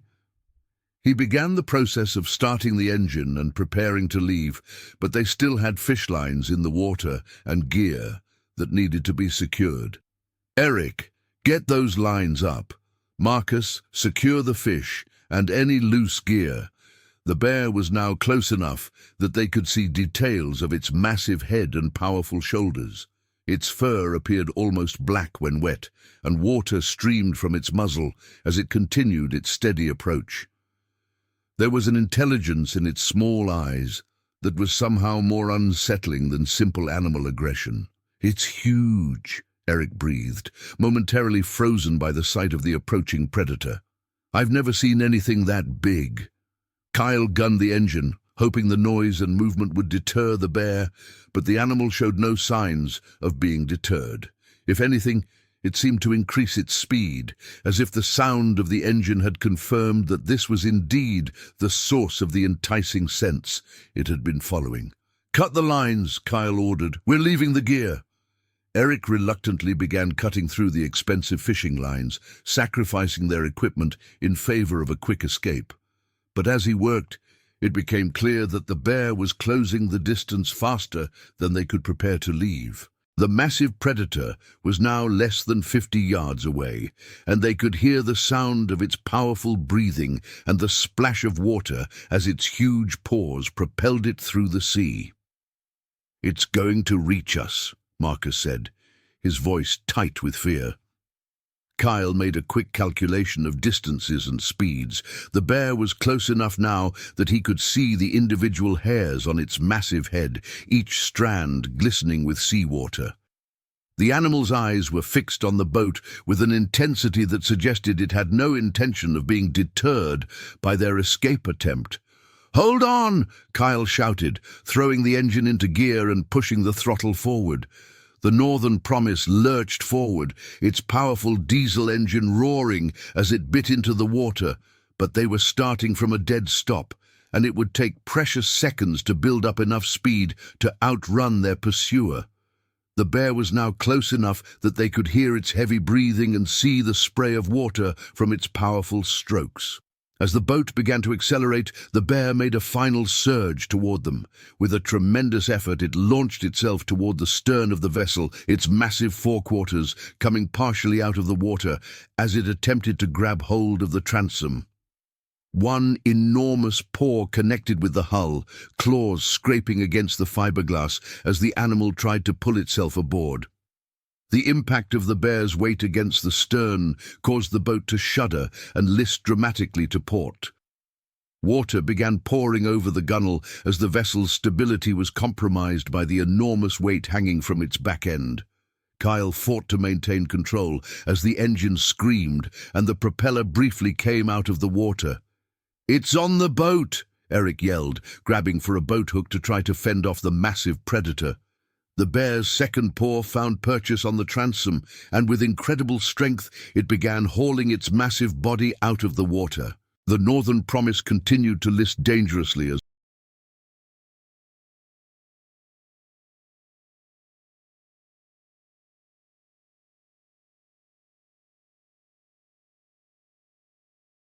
more and more of the animal's weight came aboard. Water was now flowing freely over the port side, and Kyle realized with growing horror that they were in real danger of capsizing. Marcus backed away from the stern as far as he could get, his eyes wide with terror as he watched the enormous predator pull itself onto their boat. The bear's head was now above the gunwale, water streaming from its thick fur as it fixed its small, intelligent eyes on the three terrified men. "Get it off!" Kyle shouted, still fighting to control the boat as it wallowed dangerously in the choppy seas. Eric swung the boat hook at the bear's massive head, but the aluminum pole simply bounced off the animal's thick skull with no apparent effect. If anything, the blow seemed to anger the predator, which lunged forward with its mouth open, revealing teeth the size of a man's thumb. The bear's weight continued to drag the stern down, and Kyle realized they were past the point of no return. The boat was taking on water faster than the bilge pumps could handle, and the angle of the deck was becoming so steep that maintaining footing was becoming impossible. "We're going over!" Kyle yelled, abandoning the helm and grabbing for the emergency radio. "Mayday, mayday, this is the fishing vessel Northern Promise. We are being attacked by a bear and taking on water. Our position is—" The transmission was cut short as the boat suddenly lurched violently to starboard. The bear had managed to get most of its body aboard, and its movement across the deck caused the already unstable vessel to roll beyond its stability limits. With a sickening sensation of inevitability, the Northern Promise began to capsize. Kyle felt the world turn upside down as tons of seawater crashed over them. The last thing he saw before the icy water closed over his head was the massive shape of the bear, still clinging to the overturned hull as the boat settled into its final position. The water was shockingly cold, so cold that it drove the breath from Kyle's lungs in an explosive gasp. The temperature was barely above freezing, and he knew that hypothermia would begin setting in within minutes. Around him, debris from the boat floated in the choppy seas, pieces of equipment, life preservers, and the scattered contents of their fish holds. Kyle surfaced, gasping and choking on seawater, and immediately began looking for his brother and Marcus. The overturned hull of the Northern Promise bobbed nearby, its white bottom reflecting the afternoon sun. There was no sign of the bear, but Kyle's primary concern was finding the other members of his crew. "Eric!" he shouted, his voice hoarse from the salt water he had swallowed. "Marcus!" A few yards away, Eric's head broke the surface. He was coughing and sputtering, but appeared to be uninjured. "Kyle! Where's Marcus?" They both began searching the area around the overturned boat, calling Marcus's name and diving beneath the surface to look for any sign of their missing crew member. The water was murky from the churned-up sediment, and visibility was limited to just a few feet. "There!" Eric pointed toward a splash near the stern of the overturned boat. Marcus appeared at the surface, but something was wrong. He was floating face down, not moving despite the calls of his shipmates. Kyle immediately swam toward him, fighting against the choppy waves and the numbing cold that was already beginning to affect his coordination. When Kyle reached Marcus, he could see a large gash on the back of the young man's head, probably caused by debris from the boat or impact with the hull during the capsizing. Blood was seeping into the water around him, creating a dark cloud that dispersed quickly in the churning seas. "He's hurt bad," Kyle called to Eric as he turned Marcus over and checked for signs of life. The young scientist was unconscious but still breathing, though his breath was shallow and irregular. Eric swam over to help support Marcus, while Kyle tried to assess the extent of his injuries. The head wound was serious, but there was no way to treat it properly while they were in the water. Their priority had to be getting to safety and calling for help. "The emergency beacon," Eric said suddenly. "Did it activate when we went over?" Kyle looked toward the overturned boat, trying to remember where the emergency position indicating radio beacon, EPIRB, was mounted. Most modern fishing vessels carried the devices, which would automatically transmit a distress signal when immersed in water. "Should have," Kyle replied, but he wasn't certain. The EPIRB was mounted near the helm, and if it had been damaged during the bear attack or the capsizing, it might not have activated properly. As they struggled to keep Marcus's head above water, Kyle noticed something that made his blood run cold. A dark shape was moving beneath the overturned hull of their boat, too large and purposeful to be debris. The bear had not fled after the boat capsized. It was still in the area, possibly trapped beneath the hull or investigating the wreckage. "Eric," Kyle said quietly, trying not to panic his brother, "we need to get away from the boat." "What? Why?" Before Kyle could explain, the water near the stern of the overturned vessel erupted as the massive bear surfaced. The animal was clearly agitated, probably confused by the strange turn of events, but still focused on the scents and sounds that had originally drawn it to the area. When it spotted the three men floating nearby, it immediately began swimming toward them. "Oh, God," Eric whispered, his face going pale as he saw the enormous predator approaching through the water. Kyle made a quick decision. About 100 yards to the north, he could see a navigation buoy marking a shallow reef. It was their only chance of getting out of the water and away from the bear. "The buoy," he said to Eric. "We have to make it to the buoy." Supporting the unconscious Marcus between them, the two brothers began swimming toward the distant marker, but they were hampered by their injured crew member and the effects of the cold water, which was already sapping their strength and coordination. Behind them, the bear continued its pursuit, its powerful strokes carrying it through the water with frightening speed. Kyle's muscles were beginning to cramp from the cold, and he could feel his strength failing. Each stroke was an effort, and the buoy seemed to be getting farther away rather than closer. Beside him, Eric was struggling with the same effects, his face blue with cold and his breathing labored. I can't make it," Eric gasped, his grip on Marcus beginning to slip. "Yes, you can," Kyle replied firmly, though he was fighting his own exhaustion. "We're almost there." The bear was close enough now that they could hear its heavy breathing and the splash of its powerful strokes.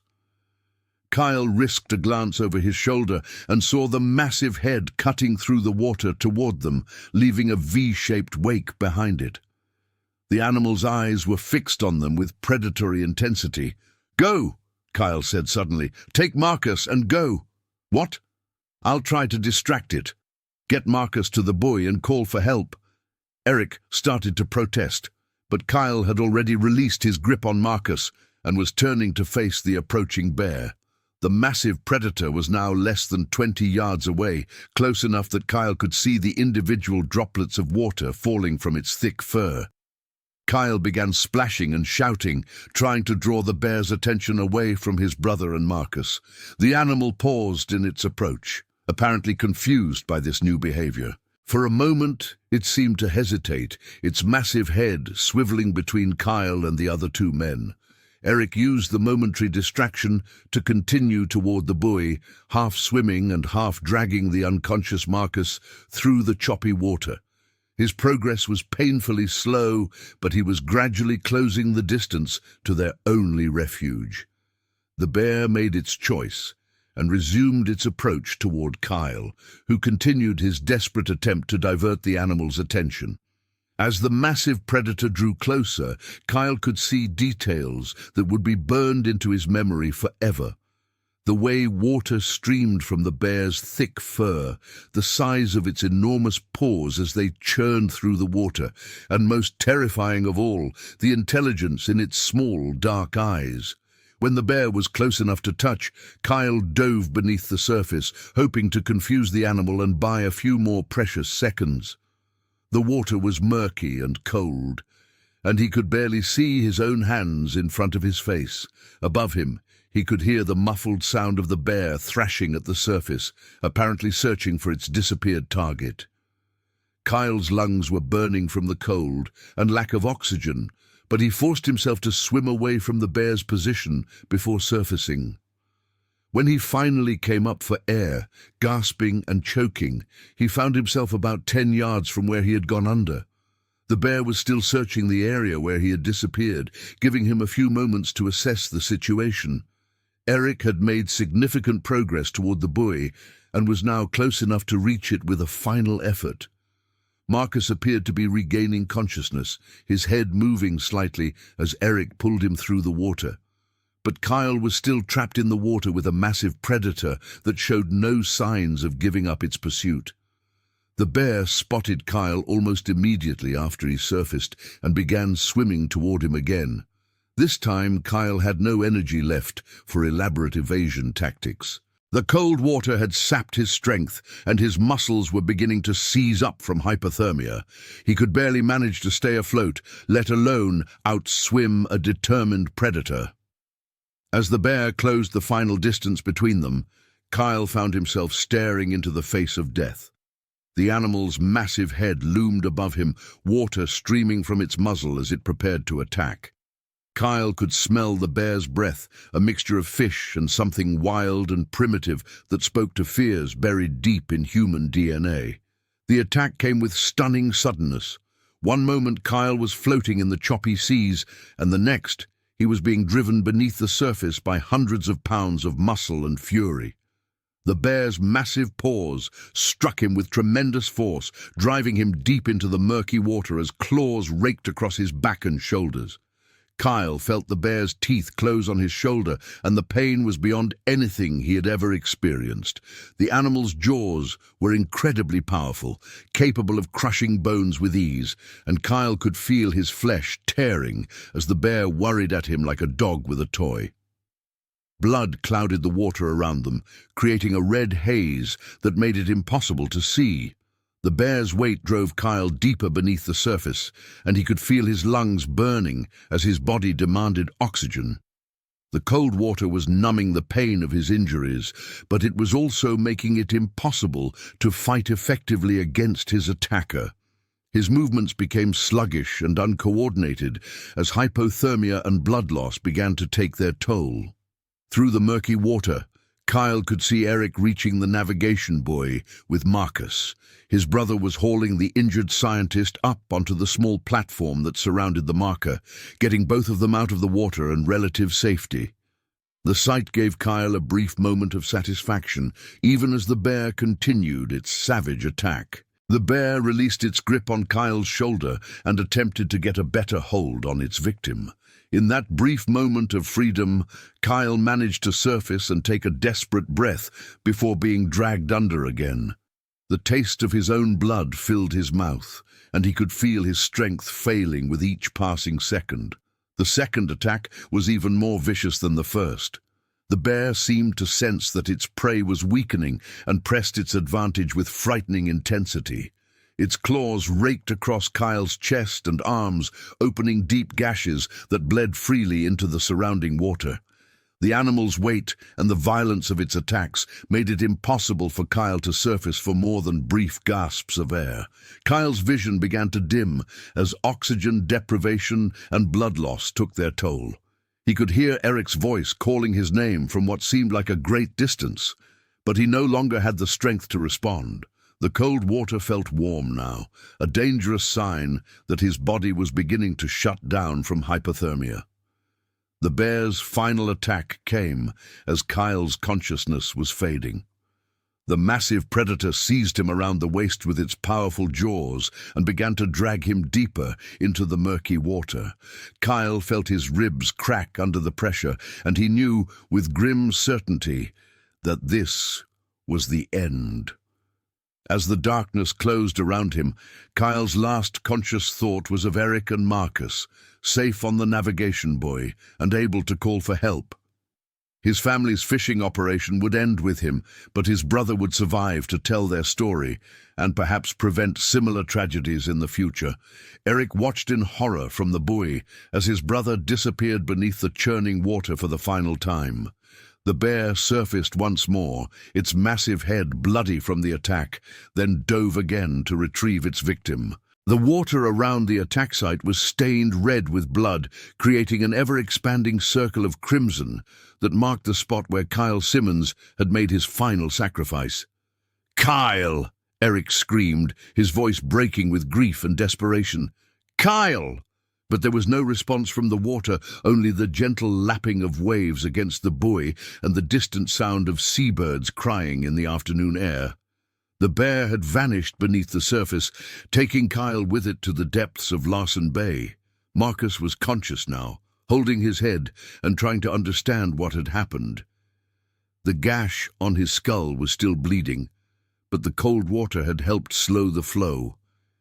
His scientific mind tried to process the events of the past few minutes, but the reality was almost too shocking to accept. "Where's Kyle?" Marcus asked weakly, looking around the small platform. Eric couldn't bring himself to answer immediately. He was scanning the water desperately, hoping against hope that his brother might somehow surface alive. But as the minutes passed and there was no sign of Kyle or the bear, the terrible truth became undeniable.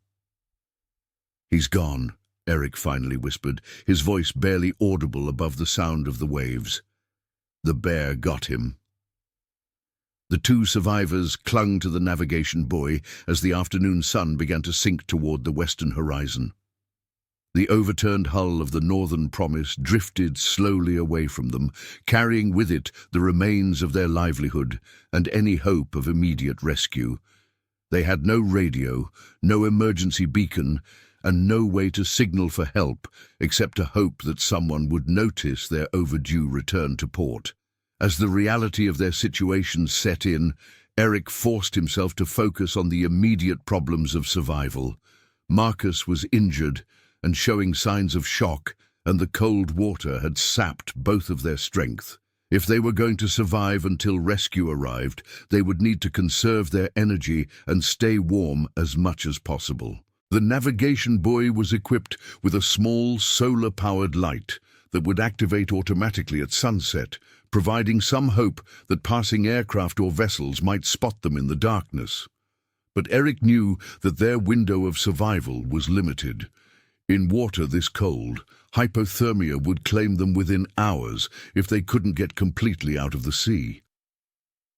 "We need to get higher up on the buoy," Eric said to Marcus, who was still groggy from his head injury. "The platform's only a few inches above the water. If the waves pick up, we'll be back in the drink." With considerable effort, the two men managed to climb higher up on the navigation marker, finding handholds on the metal framework that supported the light and solar panel. It was a precarious perch, but it got them farther out of the water and provided some protection from the wind that was beginning to pick up as the weather system approached. As they huddled together on the buoy, Eric's thoughts turned to the bear and what might have driven it to such aggressive behavior. In all his years of fishing these waters, he had heard stories of bear encounters, but nothing as violent and sustained as what they had just experienced. The animal had seemed almost possessed, driven by something beyond normal predatory instincts. "Bears don't usually attack boats," Marcus said, as if reading Eric's thoughts. This was highly unusual behavior. "Then what the hell happened out there?" Eric asked, his voice raw with emotion. Marcus was quiet for a moment, his scientific training warring with the trauma of recent events. "It might have been a food-conditioned bear," he said finally. "If it had learned to associate boats with food, it might have become increasingly bold in its approaches." The theory made sense, but it provided little comfort to Eric as he thought about his brother's fate. Kyle had died protecting them, sacrificing himself so that Eric and Marcus might survive. The weight of that sacrifice was almost unbearable, adding psychological trauma to their physical ordeal. As the sun continued to sink toward the horizon, the wind began to pick up, creating larger waves that periodically splashed over their small refuge. The temperature was dropping rapidly, and both men were showing signs of advanced hypothermia. Their speech was becoming slurred, and their movements were increasingly uncoordinated. Someone will come looking," Eric said through chattering teeth. "When we don't check in tonight." Marcus nodded weakly, but privately he wondered if rescue would come in time. Commercial fishing boats were often delayed by weather or mechanical problems, and it might be well into the following day before anyone became seriously concerned about their absence. In water this cold, they had hours at most before hypothermia claimed them. The first sign of hope came as the sun was setting, painting the western sky in brilliant shades of orange and red. In the distance, Eric spotted the navigation lights of a vessel moving across the water toward their position. At first, he thought it might be a hallucination brought on by hypothermia and exhaustion, but as the boat drew closer, he could hear the familiar sound of diesel engines. "Boat!" Eric croaked, waving his arms weakly to attract attention. "Here! We're here!" The vessel was the Sarah's Dream, a fishing boat captained by Frank Morrison, a friend of the Simmons family who had been working the same grounds earlier in the day. Frank had noticed the overturned hull of the Northern Promise drifting past his position and had come to investigate, fearing the worst when he recognized the distinctive markings of Kyle's boat. "Jesus Christ," Frank muttered as his powerful spotlight illuminated the two survivors clinging to the navigation buoy. "Eric, what the hell happened?" The rescue was swift and professional. Frank's crew quickly maneuvered their boat alongside the buoy and pulled both men aboard, wrapping them in warm blankets and beginning treatment for hypothermia. Eric tried to explain what had happened, but his speech was so badly slurred from the cold that his words were barely intelligible. "Bear," Eric managed to say as Frank's crew worked to warm him. "Bear got Kyle." Frank's expression grew grim as he processed this information. He immediately radioed the Coast Guard to report the incident and request emergency medical assistance for the survivors. The rescue of Eric and Marcus was just the beginning of what would become one of the largest search and rescue operations in the region's history. Within hours, the waters around Larsen Bay were filled with Coast Guard cutters, rescue helicopters, and volunteer fishing vessels, all searching for any sign of Kyle Simmons. Powerful searchlights swept the dark water as rescue teams combed every inlet and shoreline where a body might wash up. The search continued through the night and into the following day, but no trace of Kyle was ever found. Eric and Marcus were transported to the hospital in Kodiak, where they were treated for hypothermia, shock, and their various injuries. Marcus's head wound required surgery, but doctors were optimistic about his recovery. Eric's injuries were less severe physically, but the psychological trauma of losing his brother would require much longer to heal. The story of the bear attack quickly spread throughout the fishing community and beyond, becoming front-page news across Alaska and eventually gaining national attention. Wildlife experts were baffled by the aggressive behavior displayed by the bear, and an investigation was launched to determine what might have caused such an unusual attack. The Alaska Department of Fish and Game deployed teams to the area to search for the bear responsible for the attack. Using helicopters and tracking dogs, they combed the islands around Larsen Bay, but the massive predator seemed to have vanished. Some experts theorized that the bear might have been injured during the boat attack and had retreated to a remote area to recover or die. Environmental groups seized on the incident as evidence of the increasing conflicts between human activity and wildlife in Alaska. They argued that commercial fishing operations were encroaching on traditional bear habitat, and that such encounters would become more common unless steps were taken to manage human-wildlife interactions more effectively. The fishing community, however, saw the attack as a tragic but isolated incident that shouldn't be used to restrict their traditional activities. They pointed out that thousands of boats operated safely in bear country every year, and that this was the first recorded instance of a Kodiak bear attacking a vessel at sea. Eric Simmons found himself at the center of a media storm that he was completely unprepared to handle. Still recovering from his ordeal and grieving the loss of his brother, he was bombarded with requests for interviews from news organizations around the world. The story of the bear attack had captured public imagination in a way that few wildlife incidents ever do. "I just want people to understand what Kyle did," Eric said in one of his few public statements. "He gave his life to save me and Marcus. He was a hero, and that's how he should be remembered." The investigation into the attack revealed several factors that might have contributed to the bear's aggressive behavior. Evidence suggested that illegal dumping of fish waste by commercial vessels had been occurring in the area for several months, potentially conditioning local bears to associate boats with food. Additionally, the particular bear involved in the attack showed signs of having been previously exposed to human activity, possibly making it less fearful of people than a completely wild animal would be. Margaret Simmons, the brother's mother, was devastated by the loss of her elder son. Kyle had been the rock of the family since their father's death, and his absence left a void that seemed impossible to fill. The family fishing operation, which had been their livelihood for generations, came to an end with Kyle's death. Eric had no desire to continue working the waters where his brother had died, and without Kyle's experience and leadership, the business was no longer viable. "Thomas would have been proud of Kyle," Margaret said at a memorial service attended by hundreds of people from the fishing community. "He died the way he lived, thinking of others before himself."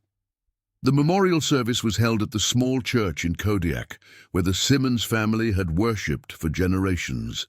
The building was packed beyond capacity, with mourners spilling out onto the street as the community came together to honor Kyle's memory and support his grieving family. Marcus Chen eventually recovered fully from his physical injuries and returned to his research, but the experience profoundly changed his perspective on the relationship between humans and wildlife. He became an advocate for better safety protocols for researchers working in bear country and helped develop new guidelines for commercial fishing operations in areas where human-wildlife conflicts were possible. "What happened to Kyle shouldn't happen to anyone else," Marcus said in a presentation to the Alaska Fisheries Management Council. "We need to take a hard look at how our activities affect wildlife behavior and what we can do to prevent similar tragedies."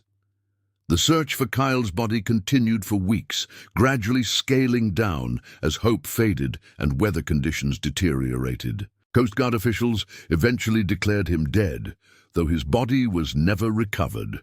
The official cause of death was listed as drowning and trauma from a wild animal attack. Eric struggled with survivor's guilt and post-traumatic stress disorder in the months following the attack. He found it impossible to return to fishing and eventually moved to Anchorage, where he found work in construction. His engagement to Sarah Mitchell ended by mutual agreement. as both realized that the trauma of the attack had changed him in fundamental ways that made their previous relationship impossible to maintain. "I keep thinking about what I could have done differently," Eric confided to a counselor during one of his therapy sessions. "Maybe if I had seen the bear sooner, or if we had left earlier, or if I had been the one to try to distract it instead of Kyle." The counselor helped Eric understand that survivor's guilt was a normal response to trauma, and that blaming himself for his brother's death was both unproductive and unfair.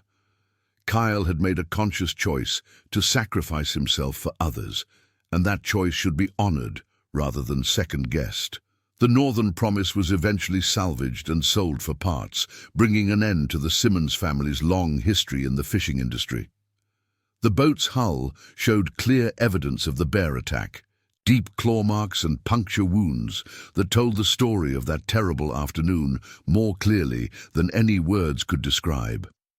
Local wildlife officials implemented new regulations requiring commercial fishing vessels to carry bear deterrent devices when operating in certain areas of the Kodiak archipelago. The measures included air horns, flares, and pepper spray specifically designed for use against large predators. Additionally, stricter enforcement of regulations prohibiting the dumping of fish waste was implemented to reduce the likelihood of conditioning bears to associate boats with food. The bear responsible for the attack was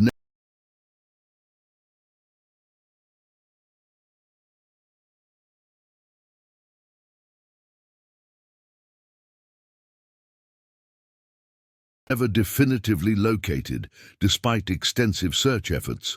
Several large bears in the area were tranquilized and examined, but none showed evidence of having been involved in the boat attack.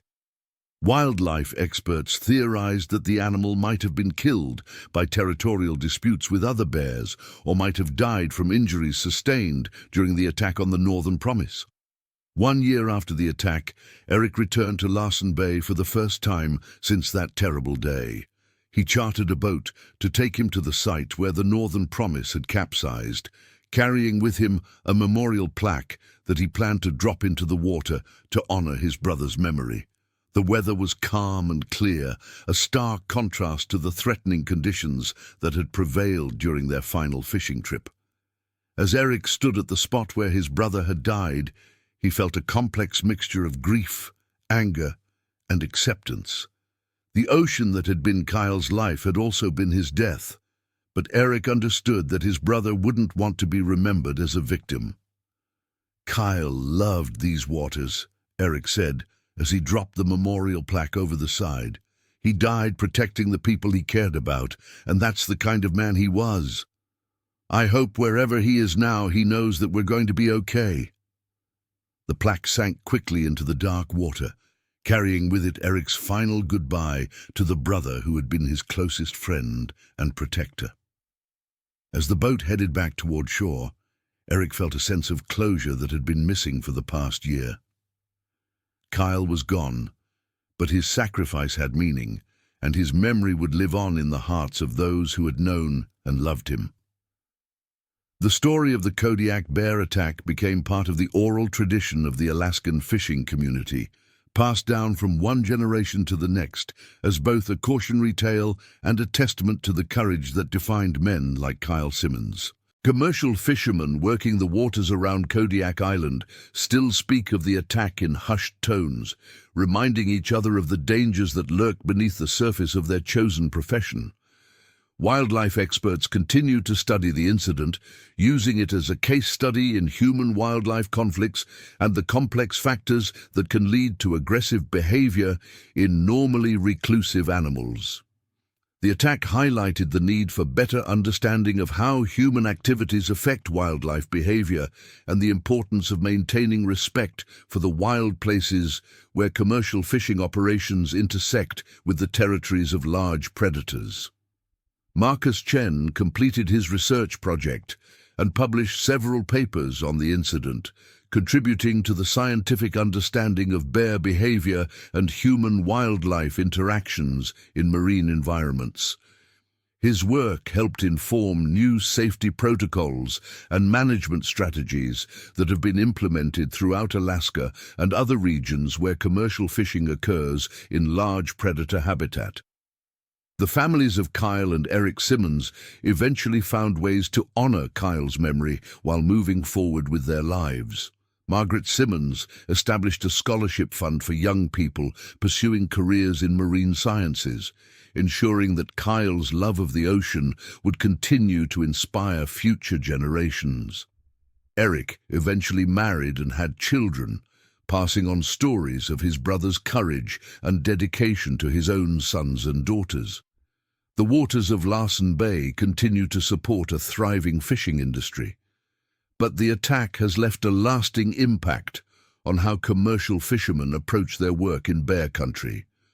New safety protocols, better equipment, and increased awareness of wildlife behavior have made such attacks less likely, though the inherent risks of working in Alaska's wild places remain a constant reality for those who choose to make their living from the sea. The navigation buoy where Eric and Marcus waited for rescue was eventually replaced with a newer model, but local fishermen still refer to it as Simmons Buoy, in honor of the men who survived there and the brother who died protecting them.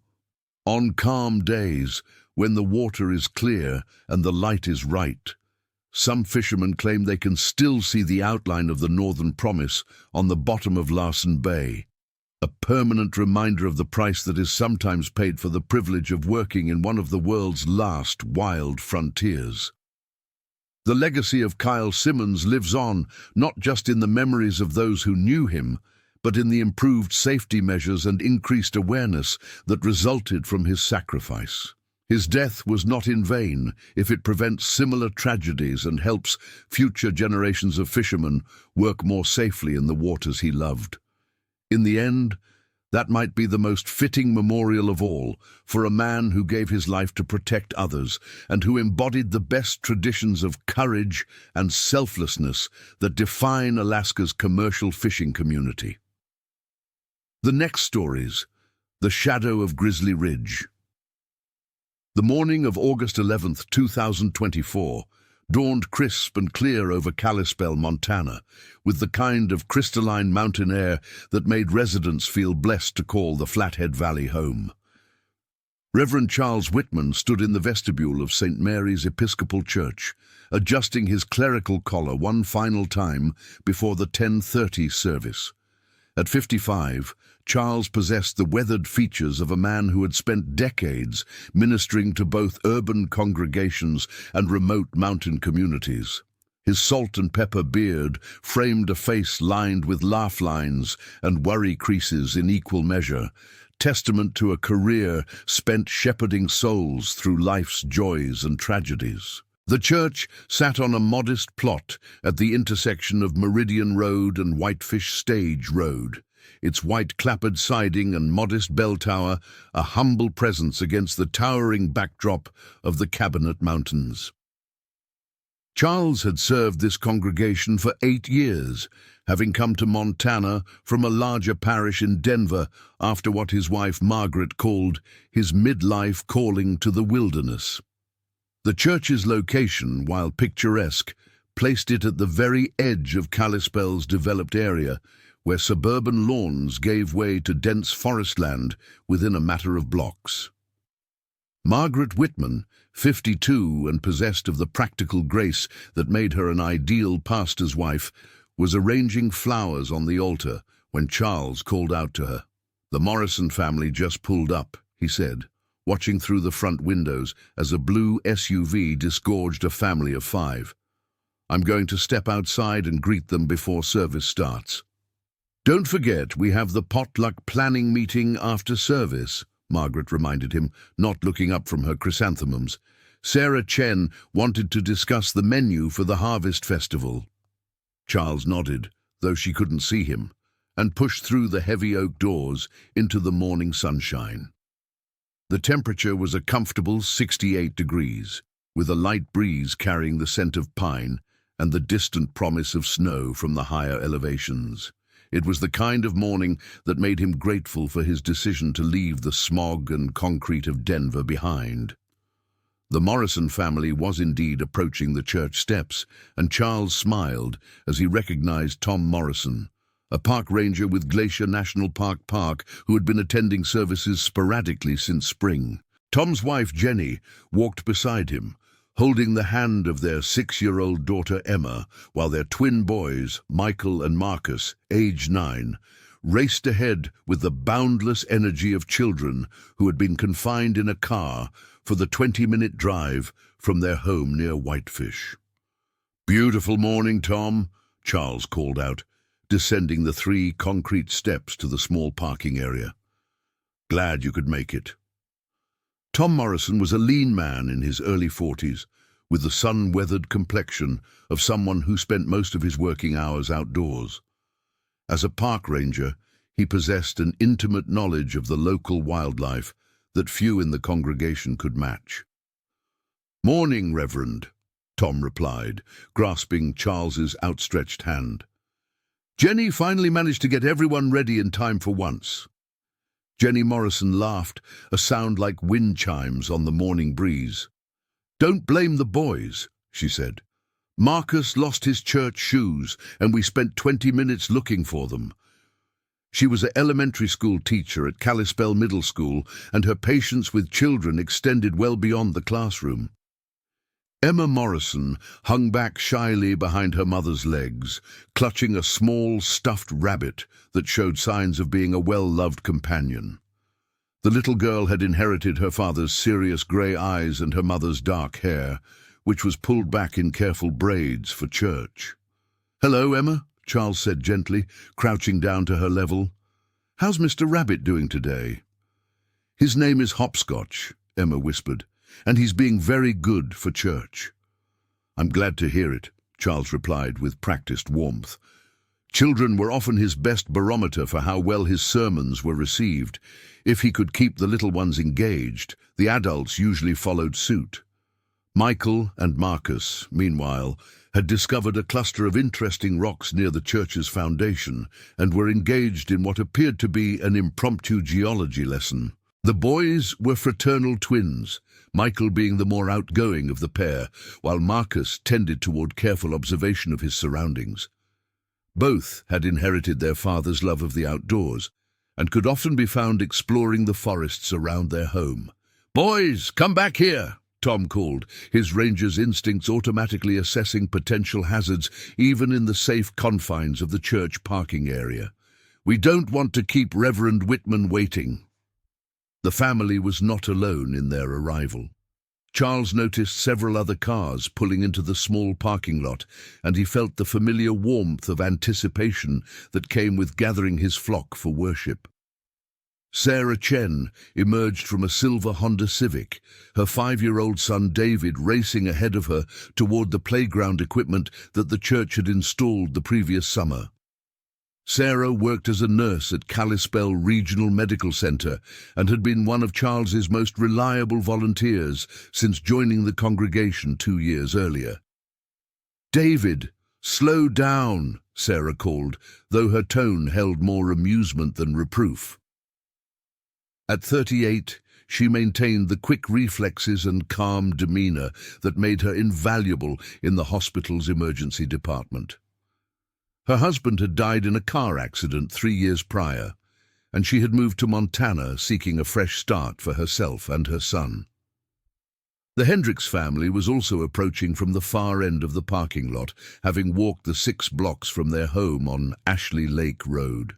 Robert Hendricks, a retired carpenter who spent his Sundays in the church, but his weekdays building custom furniture in his workshop, walked slowly due to a hip replacement surgery the previous winter. His wife, Eleanor, a former librarian whose gentle manner masked a steel backbone, carried a covered dish that undoubtedly contained her famous apple crisp for the upcoming potluck meeting. Their daughter, Patricia, home for the weekend from her job in Missoula, walked between them with the patient stride of someone accustomed to matching her pace to that of older relatives. At 29, Patricia worked as a social worker and possessed her mother's compassionate nature, combined with her father's practical approach to problem-solving. Charles felt a familiar contentment settle over him as he watched his parishioners gather. These were good people, hard-working families who had chosen to make their lives in one of the most beautiful but challenging environments in North America. The Flathead Valley demanded resilience from its residents, whether facing harsh winters, economic uncertainty, or the ever-present awareness that they shared their home with some of the continent's most formidable wildlife. Reverend Whitman. The voice belonged to 15-year-old Jessica Palmer, who was approaching with her younger brother Nathan, aged 12. Their parents, Dale and Miriam Palmer, followed a few steps behind, deep in conversation about something that appeared to involve Dale's logging operation. Dale Palmer owned Palmer Timber, a small but successful company that practiced sustainable forestry throughout the region. "Good morning, Jessica," Charles replied. "How are you feeling about starting your sophomore year?" Jessica made a face that perfectly captured teenage ambivalence toward the approaching school year. "It's okay, I guess. I'm excited about biology class, but not so much about algebra." "Math has its place," Charles said diplomatically, "but I suspect you'll find biology more to your liking given your interest in wildlife." Jessica had volunteered the previous summer at the local wildlife rehabilitation center and had shown a remarkable aptitude for working with injured animals. Nathan Palmer, meanwhile, was scanning the tree line that bordered the church property with the focused attention of a young naturalist. The boy possessed an encyclopedic knowledge of local flora and fauna that impressed even experienced outdoorsmen like Tom Morrison. "Reverend Whitman," Nathan said, "have you noticed that the birds have been acting strange lately?" Charles followed the boy's gaze toward the dense stand of ponderosa pines and Douglas firs that marked the boundary between the church property and the beginning of the true wilderness. "Strange how, Nathan?" "They're not singing as much," Nathan observed, his 12-year-old voice carrying the gravity of someone making an important scientific observation. "And when they do sing, they seem more agitated, like they're warning each other about something." Tom Morrison, who had been listening to the conversation while keeping one eye on his own children, stepped closer. "Nathan's got good eyes," he said to Charles. "I've noticed some unusual behavior patterns in the wildlife lately too." "Nothing alarming necessarily, but worth paying attention to." "What kind of patterns?" Charles asked, genuinely curious. One of the aspects of ministry in Montana that he found most enriching was the way his congregation's intimate relationship with the natural world informed their spiritual lives. "Deer sightings are down," Tom explained, "and the ones we are seeing seem more skittish than usual. Could be drought stress, could be predator pressure, could be any number of things. Wildlife populations naturally fluctuate, but it's worth noting." Dale Palmer joined the conversation, his weathered hand still bearing traces of sawdust despite his obvious efforts to clean up for church. "My crews have reported some interesting sign lately," he said. "Bear tracks mostly. Bigger ones than we usually see, and in places where bears don't typically travel." "What do you mean by bigger?" Tom asked, his professional interest evident. "I'm talking about tracks that suggest an animal in the 700 to 800-pound range," Dale replied. "That's large even for a mature male grizzly, and the pattern of movement suggests an animal that's not following typical foraging behavior." Charles felt a small chill that had nothing to do with the morning temperature. Living in grizzly country meant maintaining a constant awareness of the potential for dangerous wildlife encounters. But bears rarely ventured into populated areas unless they were either sick, starving, or had developed a dangerous association between humans and food sources. "Have you reported this to Fish, Wildlife and Parks?" Tom asked. "Called it in yesterday," Dale confirmed. "They're planning to send someone out to investigate, but you know how stretched thin they are. Might be a week or two before they can get a biologist up here." Margaret Whitman emerged from the church at that moment, her timing perfect as always. "Charles," she called, "it's almost past. Are you ready to begin?" Charles glanced at his watch and realized that their outdoor conversation had consumed more time than he had intended. The small cluster of families had grown to include most of his regular congregation, and several people were clearly waiting for him to signal the beginning of the service. "Of course," he replied, then turned to address the gathered group. "Good morning, everyone. It's wonderful to see so many familiar faces, and I'm especially pleased to welcome any newcomers who might be joining us for the first time." As he spoke, Charles noticed that Nathan Palmer was still staring intently at the tree line, his young face creased with concentration. The boy's unusual stillness was beginning to affect some of the other children, who followed his gaze with the instinctive wariness that children often display when they sense adult concern. "Before we go inside," Charles continued, "I wanted to remind everyone about next week's Harvest Festival planning meeting. Sarah Chen has put together a wonderful menu proposal, and we'll need volunteers for setup and cleanup." Eleanor Hendricks raised her hand slightly. "Charles, dear, what time should we plan on staying until today?" "The meeting shouldn't run more than an hour," Charles replied. "We'll start right after fellowship time ends." It was at that moment that Nathan Palmer spoke up, his voice carrying an urgency that cut through the normal pre-service chatter. "Reverend Whitman," the boy said, "there's something moving in the trees." Every adult head turned toward the forest, and the conversation died away to nothing. Charles followed their collective gaze, but saw only the play of morning shadows among the pine boughs and the gentle movement of branches in the breeze. "Where, Nathan?"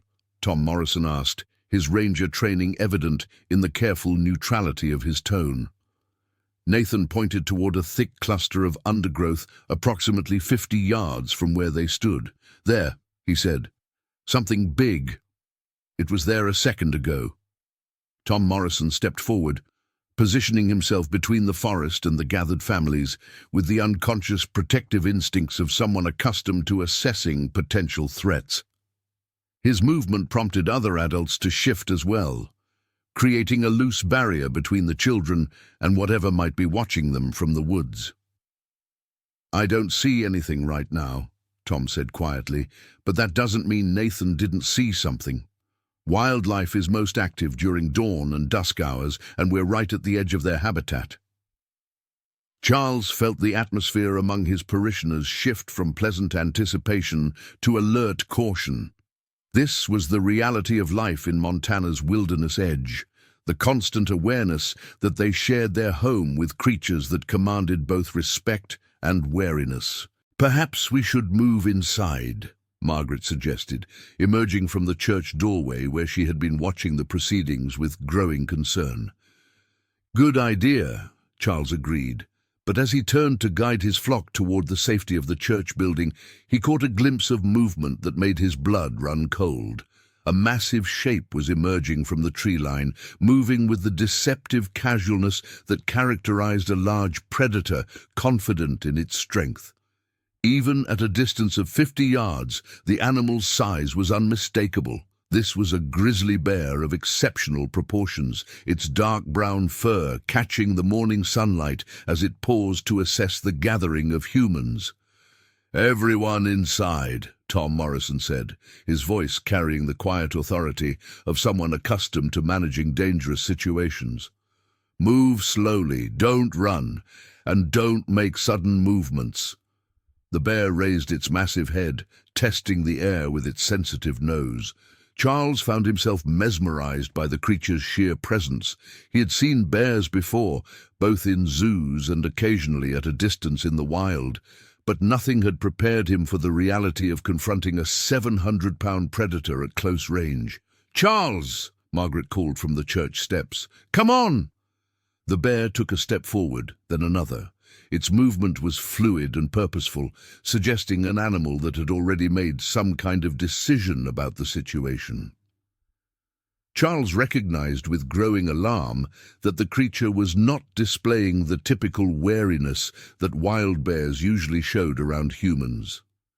"That's not normal behavior," Tom Morrison murmured, his professional assessment confirming Charles's amateur observation.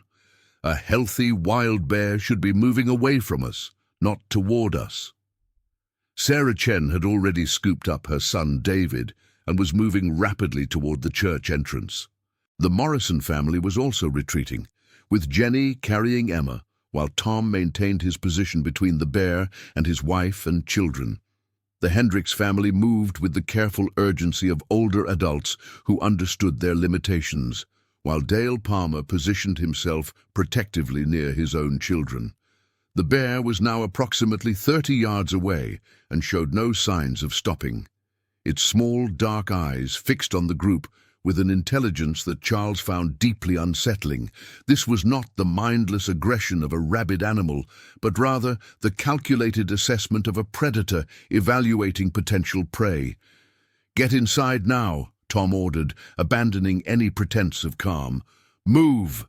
The bear's behavior shifted in that instant, as if Tom's raised voice had triggered some predatory switch. The massive animal broke into a ground-eating lope that closed the distance between them with terrifying speed. Charles had read that grizzly bears could run at speeds exceeding 30 miles per hour, but witnessing that capability firsthand was a revelation that left him paralyzed with shock. Several members of his congregation screamed, and the orderly retreat toward the church doors dissolved into panicked flight. Charles found himself frozen in place, unable to process the reality of what was happening fast enough to react appropriately. The bear was now 15 yards away, its massive paws pounding against the earth with each stride. Charles could see the individual muscles rippling beneath its thick fur, could hear the powerful exhalations that accompanied its charge. The creature's face was fixed in what could only be described as murderous intent, its lips pulled back to reveal yellowed canine teeth the size of a man's thumb. "Charles!" Margaret's scream cut through his paralysis, and he turned toward the church just as powerful jaws clamped down on his left shoulder. The impact drove him to the ground with bone-jarring force, and the pain was unlike anything he had ever experienced. The bear's teeth punched through his suit jacket and shirt as if they were tissue paper, finding purchase in the muscles and tendons of his shoulder and upper arm. Charles felt rather than heard his own scream, a sound that seemed to come from someone else entirely. The bear shook him like a dog with a rag doll, its massive head whipping back and forth with casual violence. Charles felt his feet leave the ground entirely, and the world became a blur of sky and earth and overwhelming pain. The creature's breath was hot and fetid against his face, carrying the smell of rotting meat and something else, something sick and wrong. Through the haze of pain and terror, Charles could hear other screams, other voices crying out in fear and confusion. The bear had released its grip on his shoulder and was now batting at him with one massive paw, each blow landing with the force of a sledgehammer. He felt ribs crack under the impact, felt the warm spread of blood across his chest and back. Jessica Palmer had not made it to the church doors. The 15-year-old had stumbled in her haste to reach safety and now found herself directly in the path of the attacking bear. She scrambled backward on her hands and knees, her face white with terror, as the massive predator turned its attention toward her. "Jessica!" Dale Palmer's anguished cry cut through the chaos as he witnessed his daughter's peril. The logger was a big man, accustomed to physical labor and dangerous situations, but he was also 50 yards away from his child and separated from her by 700 pounds of enraged grizzly. The bear reared up on its hind legs, towering over the prone figure of Charles Whitman, before dropping back down and advancing toward Jessica. The teenager had managed to regain her feet, but was clearly too frightened to think rationally about escape routes. It was Nathan Palmer, Jessica's 12-year-old brother, who acted with the quick thinking that adults had failed to display. The boy picked up a fist-sized rock from the church's landscaping and hurled it at the bear with all his strength. The stone struck the creature on its massive shoulder, causing no damage but succeeding in drawing its attention away from Jessica. The bear swung its head toward Nathan, fixing him with those small, dark eyes that held no trace of the noble wildness that nature documentaries like to portray. This was a creature operating on pure, predatory instinct, viewing the humans around it as either threats to be eliminated or prey to be consumed. Tom Morrison had reached the church steps and was pushing his own family through the doors when he witnessed Nathan's desperate gambit. The park ranger understood immediately that the boy had just signed his own death warrant in order to save his sister, and that knowledge galvanized him into action. "Hey!" Tom shouted, stepping back into the parking area despite his wife's frantic protests. "Over here!" The bear's head swiveled toward this new challenger, and Tom Morrison felt his mouth go dry as he contemplated the reality of confronting a grizzly bear, armed with nothing more than his bare hands and whatever courage he could muster. The creature was perhaps 20 yards away, close enough that he could see the saliva dripping from its jaws and the wild intelligence in its eyes. Behind the bear, Charles Whitman lay motionless in a spreading pool of blood, his clerical collar stained crimson and his breathing shallow and labored. Jessica Palmer had managed to reach her brother's side, and the two children clung to each other in the shadow of the church building, too terrified to move further. The bear took a step toward Tom, then paused as if reconsidering its options. For a moment that seemed to stretch into eternity, predator and ranger regarded each other across the church parking lot, while the Montana morning continued its serene progress, oblivious to the violence that had erupted in its midst. Margaret Whitman appeared in the church doorway behind Tom, carrying the emergency phone from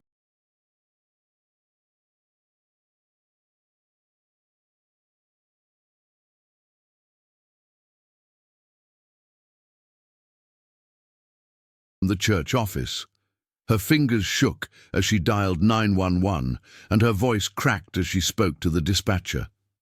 "This is Margaret Whitman at St. Mary's Episcopal Church on Meridian Road," she said, her words tumbling over each other in her haste to communicate the emergency. "We have a bear attack in progress. My husband has been mauled, and there are children still in danger. We need help immediately." The dispatcher's voice was professionally calm, despite the unprecedented nature of the call. "Ma'am, I need you to confirm your location. You said St. Mary's Episcopal Church on Meridian Road." "Yes," Margaret replied, watching through the doorway as the massive bear continued its standoff with Tom Morrison. "The bear is still here. It attacked my husband, and now it's threatening others. Please send help." "Emergency services are being dispatched," the dispatcher assured her. "Are you and the other people in a safe location?" "Most of us are inside the church," Margaret said, "but there are still people outside with the bear." The bear made its decision. Rather than continuing toward Tom Morrison, it wheeled around and charged toward the Palmer children, who were pressed against the church's foundation wall with nowhere to retreat. Jessica pushed her younger brother behind her and raised her hands in a futile gesture of defense. Eleanor Hendricks, despite her 73 years and the arthritis that plagued her joints, snatched up the metal collection plate from beside the church door and hurled it at the attacking bear. The plate struck the creature on its flank and clattered to the ground, causing no injury but momentarily disrupting its charge. That moment of disruption was enough for Dale Palmer to reach his children. The logger had covered the distance from the parking lot to the church building in a desperate sprint that called upon reserves of speed and strength he hadn't accessed since his high school football days. He swept both Jessica and Nathan into his arms and dove through the church's side door, landing hard on the sanctuary floor, but successfully removing his children from immediate danger. The bear, frustrated by the sudden disappearance of its intended victims, turned its attention back to the motionless form of Charles Whitman. The pastor was unconscious, but still breathing, his body going into shock from blood loss and traumatic injury. The creature approached him with the cautious gait of a predator, uncertain whether its prey might still pose a threat. Tom Morrison knew that he was witnessing the final moments of Reverend Whitman's life unless he acted immediately. Every instinct he possessed screamed at him to retreat to safety, to protect his own wife and children, rather than risk their becoming orphans for the sake of a man who might already be beyond help. But Tom Morrison was a park ranger, trained to protect both the wilderness and the people who ventured into it. He had taken an oath to serve and protect, and that oath did not include provisions for personal safety or convenient excuses. "Get away from him!" Tom roared, charging toward the bear with his arms raised above his head to make himself appear as large and threatening as possible.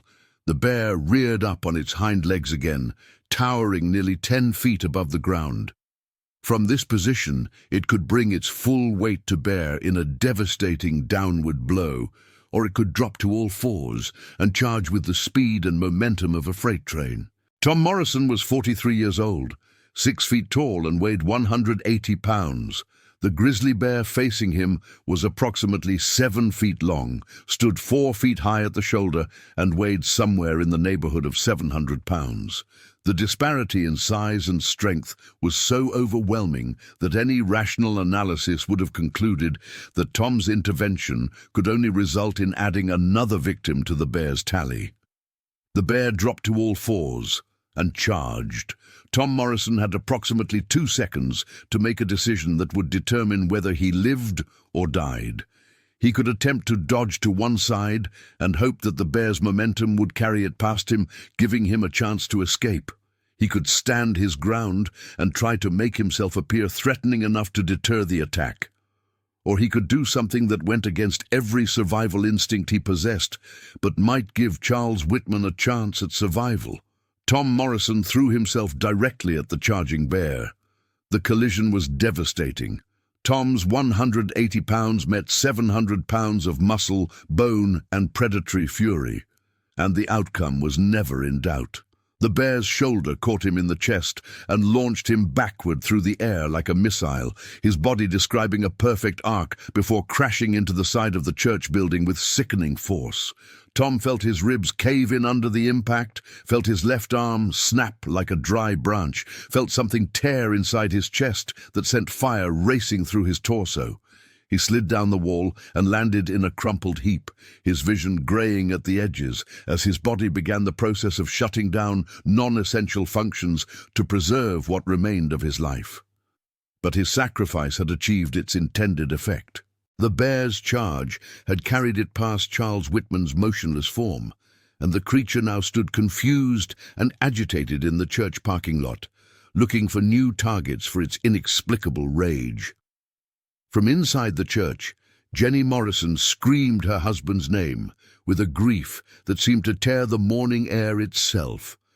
Her twins, Michael and Marcus, pressed their faces against the window glass and called for their father in voices that broke the hearts of every adult who heard them. The sound of sirens was approaching from the distance, the wailing crescendo that announced the arrival of help that might still be too late. The bear's head swiveled toward the sound, and for a moment it seemed as if the creature might retreat back into the forest from whence it had come. Instead, the bear began moving toward the church building itself, as if drawn by the sound of human voices emanating from within. Its powerful claws clicked against the concrete steps as it climbed toward the heavy oak doors that represented the last barrier between it and the terrified congregation huddled inside. Margaret Whitman had maintained her connection with the 911 dispatcher throughout the attack, providing a running commentary of events that would later become crucial evidence in the investigation that followed. Her voice, though strained with grief and terror, remained remarkably clear and coherent. "The bear has killed my husband," she reported, watching through a window as Charles's motionless form leaked blood onto the church parking lot. "It's attacked another man, Tom Morrison, And now it's approaching the church building. We're trapped inside with children. Ma'am, emergency responders are approximately 3 minutes from your location, the dispatcher replied. How many people are inside the building with you? Margaret made a quick mental count of the faces around her. 14 people, she said. 5 children under the age of 10, 3 teenagers and 6 adults. Outside, the bear had reached the church doors and was testing them with its massive paws. The oak was solid and the hinges were strong, but the creature's strength was sufficient to make the entire doorframe shudder with each blow. Sarah Chen had gathered the youngest children into the center of the sanctuary, as far from the doors and windows as possible. Her emergency room training had taught her to remain calm under pressure, but nothing in her medical background had prepared her for the reality of being stalked by a wild animal. David Chen, her 5-year-old son, clung to her leg and whispered, "Mama, is the bear going to eat us?" Sarah smoothed his dark hair and spoke with a confidence she did not feel. "No, baby. The police are coming to help us, and we're safe inside the church." The bear's assault on the doors intensified, and the sound of splintering wood announced that the oak was beginning to yield to the creature's relentless battering. Through the frosted glass panels that flanked the entrance, the congregation could see the massive shadow of their tormentor as it worked methodically to gain entry. Robert Hendricks, despite his recent hip surgery and his 75 years, positioned himself between the failing doors and the huddle of women and children in the sanctuary. His carpenter's hands gripped a wooden pew rail that he had wrenched free from its moorings, and his weathered face was set with the determination of a man prepared to make his final stand. "If that thing gets through," he said to the other adults, "you get the children out through the back door and run for the woods. Don't wait for me." Patricia Hendricks, his daughter, shook her head firmly. "Dad, we're not leaving you." "You are if I tell you to," Robert replied, with the authority of a father who had raised his children to understand that some circumstances required unquestioning obedience. The sound of approaching sirens grew louder, but the bear seemed oblivious to anything beyond its single-minded determination to reach the humans sheltering inside the church. One of the door panels exploded inward in a shower of wood splinters and frosted glass, and a massive paw began working to enlarge the opening. It was at that moment that the first emergency responder arrived on the scene. Deputy Sheriff Michael Torres had been patrolling the northern end of Kalispell when the bear attack call came through his radio, and he had covered the distance to St. Mary's Church in record time. What he saw when he pulled into the parking lot would haunt his dreams for the remainder of his career. 2 men lay motionless in spreading pools of blood, one near the center of the parking area, and another crumpled against the church building. A massive grizzly bear was in the process of forcing its way through the church's front entrance, its powerful hindquarters and tail visible as it worked to enlarge the hole it had torn in the door. Deputy Torres was 31 years old and had been with the Flathead County Sheriff's Department for 7 years. He had dealt with domestic violence calls, drunk driving accidents, drug arrests, and all the other routine emergencies that came with policing a rural Montana county. He had never faced anything remotely resembling a situation where a wild animal was actively hunting human beings in broad daylight. His service weapon was a .40 caliber Glock 22, loaded with hollow point rounds designed for maximum stopping power against human-sized targets. Against a 700-pound grizzly bear, the weapon would be barely adequate under the best of circumstances, and these were far from the best of circumstances. Deputy Torres keyed his radio microphone with one hand while drawing his weapon with the other. "Dispatch, this is Unit 7 at St. Mary's Church. I have a code black with multiple casualties and an active bear attack in progress. I need Fish, Wildlife and Parks personnel with tranquilizer equipment, additional units, and multiple ambulances immediately." "Copy, Unit 7, came the dispatcher's reply. "FWP is en route with an estimated arrival time of 12 minutes. Additional units are 4 minutes out. 12 minutes might as well have been 12 hours. Deputy Torres could see that the bear was making rapid progress in enlarging the opening it had created, and he could hear the terrified voices of people trapped inside the church. He was the only thing standing between a wild predator and 14 innocent civilians, and his training had never covered this particular scenario. The deputy moved carefully toward the church, his weapon drawn, and his finger resting lightly on the trigger. His approach was hampered by the need to avoid stepping on either of the attack victims, both of whom appeared to be alive but critically injured.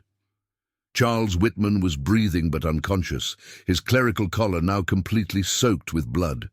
The severity of his injuries was immediately apparent: deep lacerations to his shoulder and upper arm, multiple rib fractures, and probable internal bleeding. Without immediate medical attention, the pastor would not survive another hour. Tom Morrison was conscious but in severe distress, his breathing shallow and labored. His left arm was bent at an impossible angle, and his face was ashen with shock and blood loss. When he saw Deputy Torres approaching, he managed to speak in a hoarse whisper. "Kids inside," Tom gasped. "Save the kids." Deputy Torres nodded grimly and continued his approach toward the bear. The creature had managed to enlarge the hole in the door enough to fit its massive head and shoulders through, and Torres could see that it was making rapid progress toward gaining full entry to the church. "Hey!" Torres shouted, hoping to draw the bear's attention away from the trapped congregation. "Over here!" The bear backed out of the doorway and turned toward this new threat. Torres found himself looking into the face of a creature that belonged in his worst nightmares, a massive predator with blood matting its fur and madness gleaming in its dark eyes. Deputy Torres had grown up in Montana and possessed a healthy respect for the wildlife that shared the state with its human residents. He had seen bears before, both black bears and grizzlies, but always at a distance and always in contexts where the animals had shown appropriate wariness of human presence. This bear displayed none of that natural wariness. It regarded Torres with the calculating intelligence of a predator that had decided humans were prey, and its complete lack of fear suggested either illness or some fundamental alteration in its basic survival programming. Torres steadied his weapon and aimed for the center of the bear's chest, knowing that he would have only one opportunity to stop the creature before it reached him. At a distance of 20 yards, his .40 caliber rounds would penetrate the bear's hide and hopefully reach vital organs. But stopping a charging grizzly required precise shot placement and more than a little luck. The bear charged. Torres fired 3 rounds in rapid succession, the sharp cracks of his weapon echoing off the church building and the surrounding trees. All 3 rounds struck the bear center mass, dark holes appearing in its thick fur as the hollow point bullets expanded upon impact. The bear stumbled but did not fall.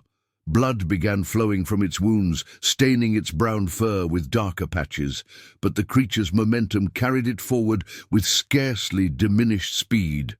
Torres fired 3 more rounds, then dove to his left in a desperate attempt to avoid the bear's charge. The massive predator swept past him, its claws raking across his back and tearing through his uniform shirt like tissue paper.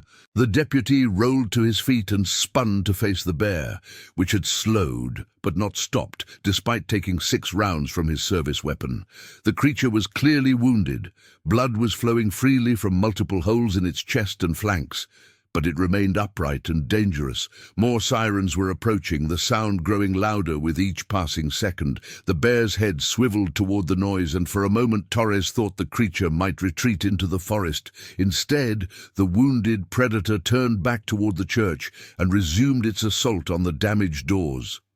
Torres emptied his remaining rounds into the bear's hindquarters, knowing that he was unlikely to hit vital organs from this angle, but hoping to inflict enough pain to discourage the animal's attack.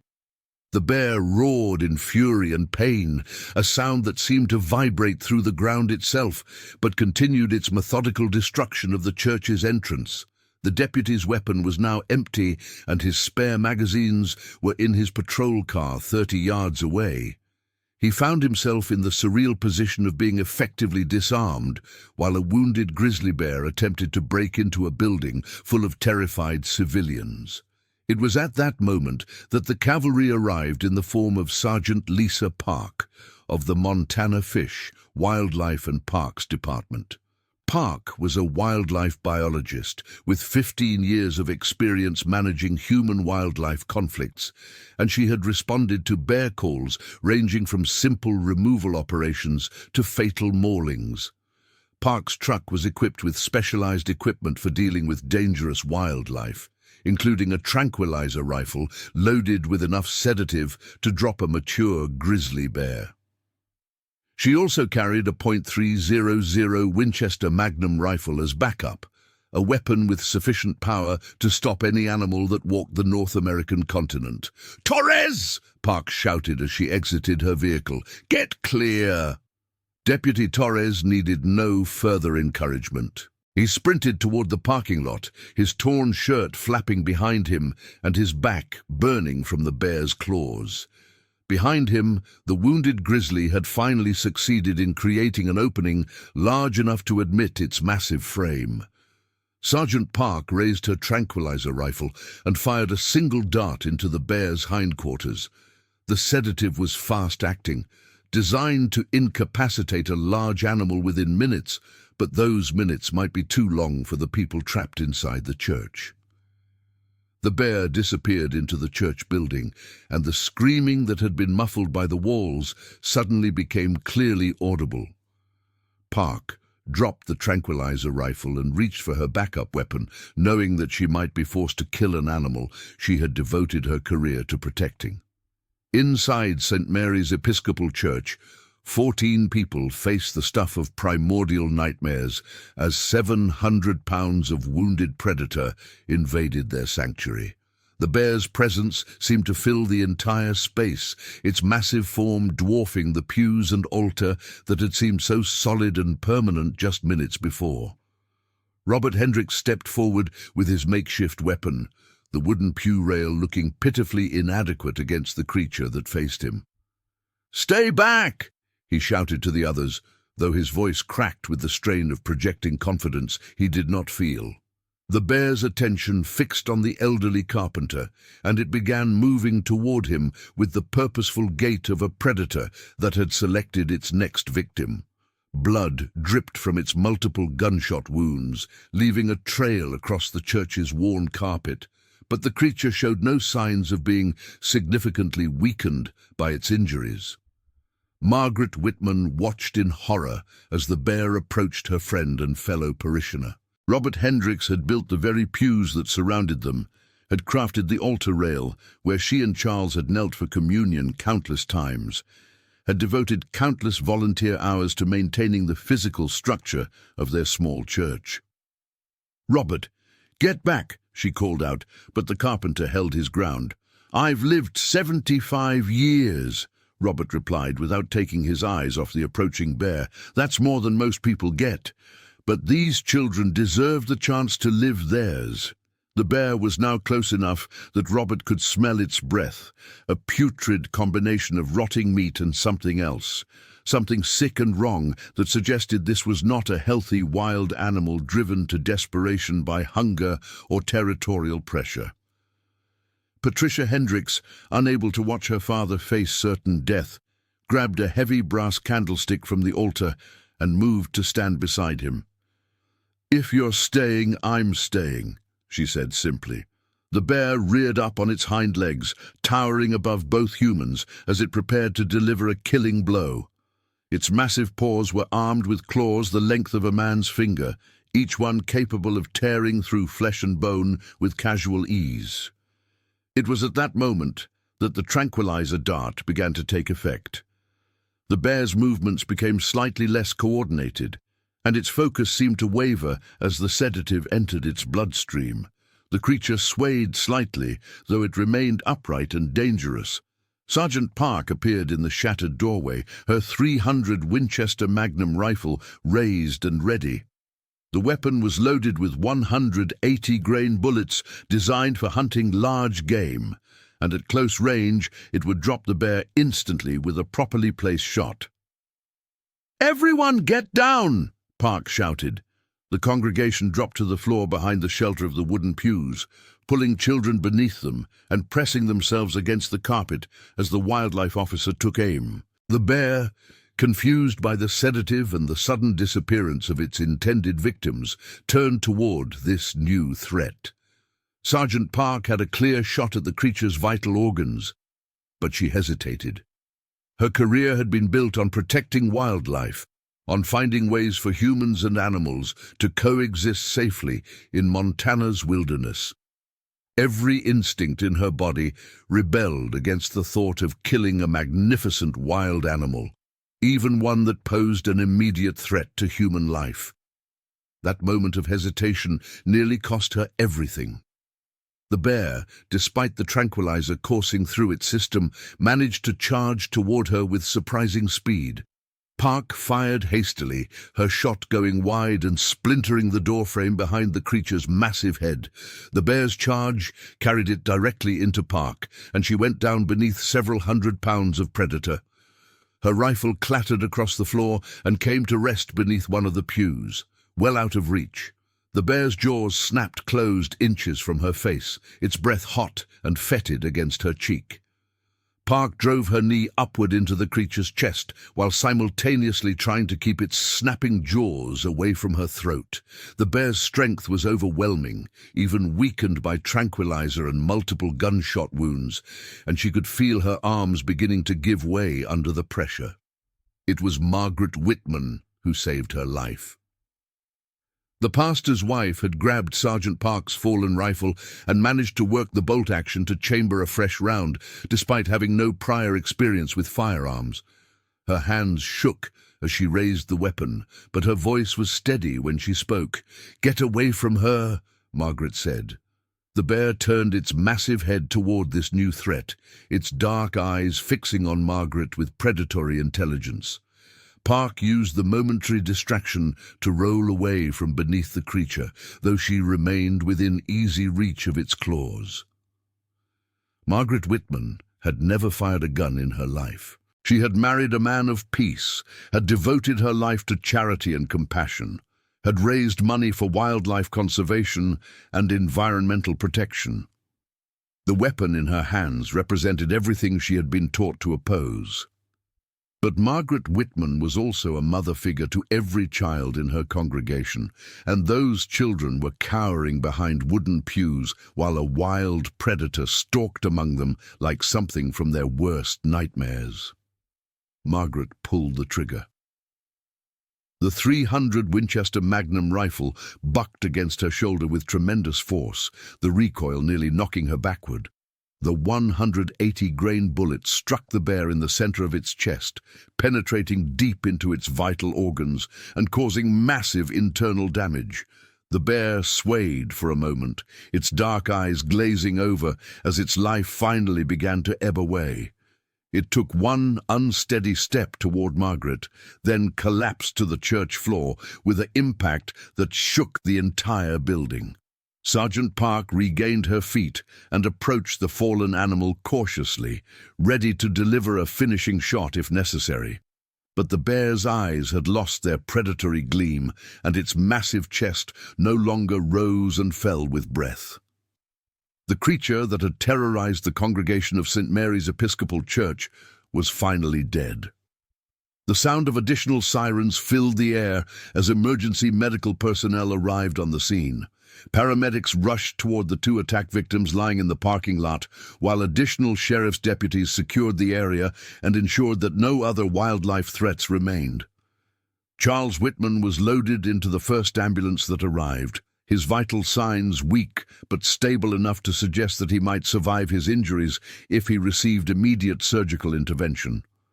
Tom Morrison followed in a second ambulance, his condition slightly better due to the fact that his injuries, while severe, had not resulted in the massive blood loss that threatened the pastor's life. Inside the church, the congregation slowly emerged from their hiding places behind the pews, Children clung to their parents with the desperate intensity of those who had looked death in the face and lived to tell about it.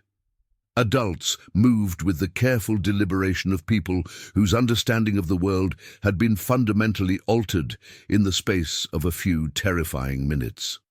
Margaret Whitman stood over the body of the bear, the rifle still clutched in her trembling hands.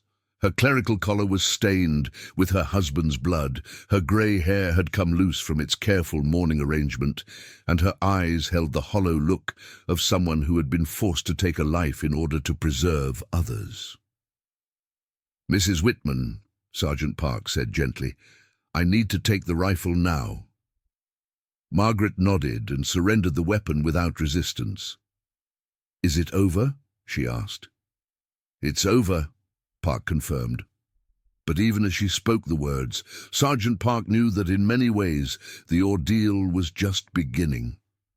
There would be investigations to determine why a wild grizzly bear had attacked humans in broad daylight at the edge of a populated area. There would be questions about the bear's health, its behavior patterns, and whether other animals in the area might pose similar threats. There would be trauma counseling for the survivors, especially the children who had witnessed violence that would shape their dreams for years to come. There would be difficult conversations about wilderness management and the growing interface between human development and wildlife habitat. And there would be the long, difficult process of healing for a small congregation that had gathered for Sunday worship and instead experienced something that belonged in their worst nightmares.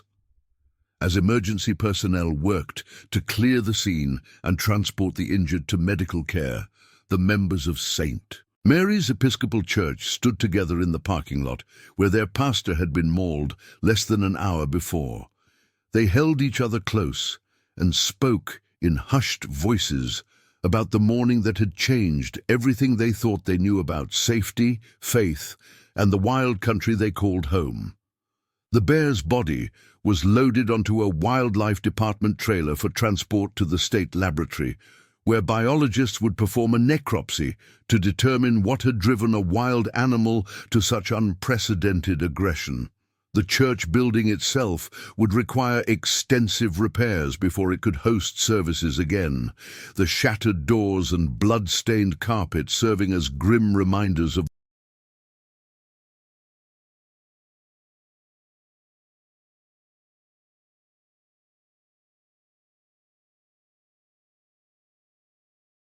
the morning's events. But the people of St. Mary's Episcopal Church had survived, and in that survival they found a bond that would sustain them through the difficult days that lay ahead. They had faced something primal and terrible together, and they had emerged with their lives intact, and their faith, if not unchanged, then perhaps deepened by the knowledge that grace could be found even in the midst of unimaginable horror. As the morning sun climbed higher over the Flathead Valley, casting long shadows across the scene of violence and survival, the congregation of St. Mary's Church began the long journey toward healing and understanding. The wilderness that surrounded their small community would always hold both beauty and danger, and they had learned that morning that the line between the two could disappear in an instant, without warning or mercy. The shadow of Grizzly Ridge had fallen across their peaceful Sunday morning, but they had survived to tell the tale, and in that telling, they would find a way to make sense of the senseless, to find meaning in the midst of chaos, and to continue their lives in a world where wild things still walked among them, beautiful and terrible and utterly unpredictable,